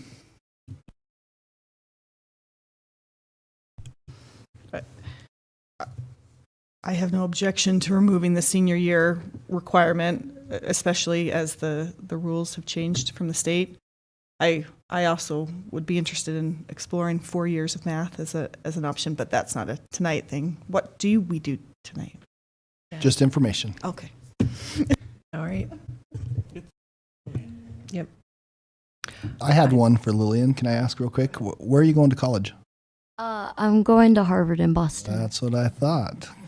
Just wanted to ask, so you're on the record. Okay, thank you. Pretty awesome to have the valedictorian of Coeur d'Alene High in Harvard. Thank you, I really appreciate that. All right, terrific, thank you. I might also mention she's very humble and asked me not to share that information. That's why it's on recording, so that everybody can watch it. Welcome Sorry, back, you didn't ask me. Sorry. Good. Okay. Good, and thanks for coming back to do an internship with us. Seriously, that's great. Speaking of graduations and valedictorians, we have, I think we've got at least 4 graduations coming up this week. Busy, exciting week. And then we look forward to June 13th, special meeting, and June 20th, again, special meeting with the public budget hearing and our budget adoption and questions. Thank you all for sticking with us tonight. We'll go ahead and we'll clear the room and give us a minute then, and we will move into a brief executive session. So thank you. You want to make that motion? We can make the motion right now and then clear the room. So do you want to go ahead and make that, Trustee Morrisseau? And so. Yes, I would make a motion that we go into executive session under Idaho Code 74-206 subsection J to consider labor matters. I'll second. Roll call vote.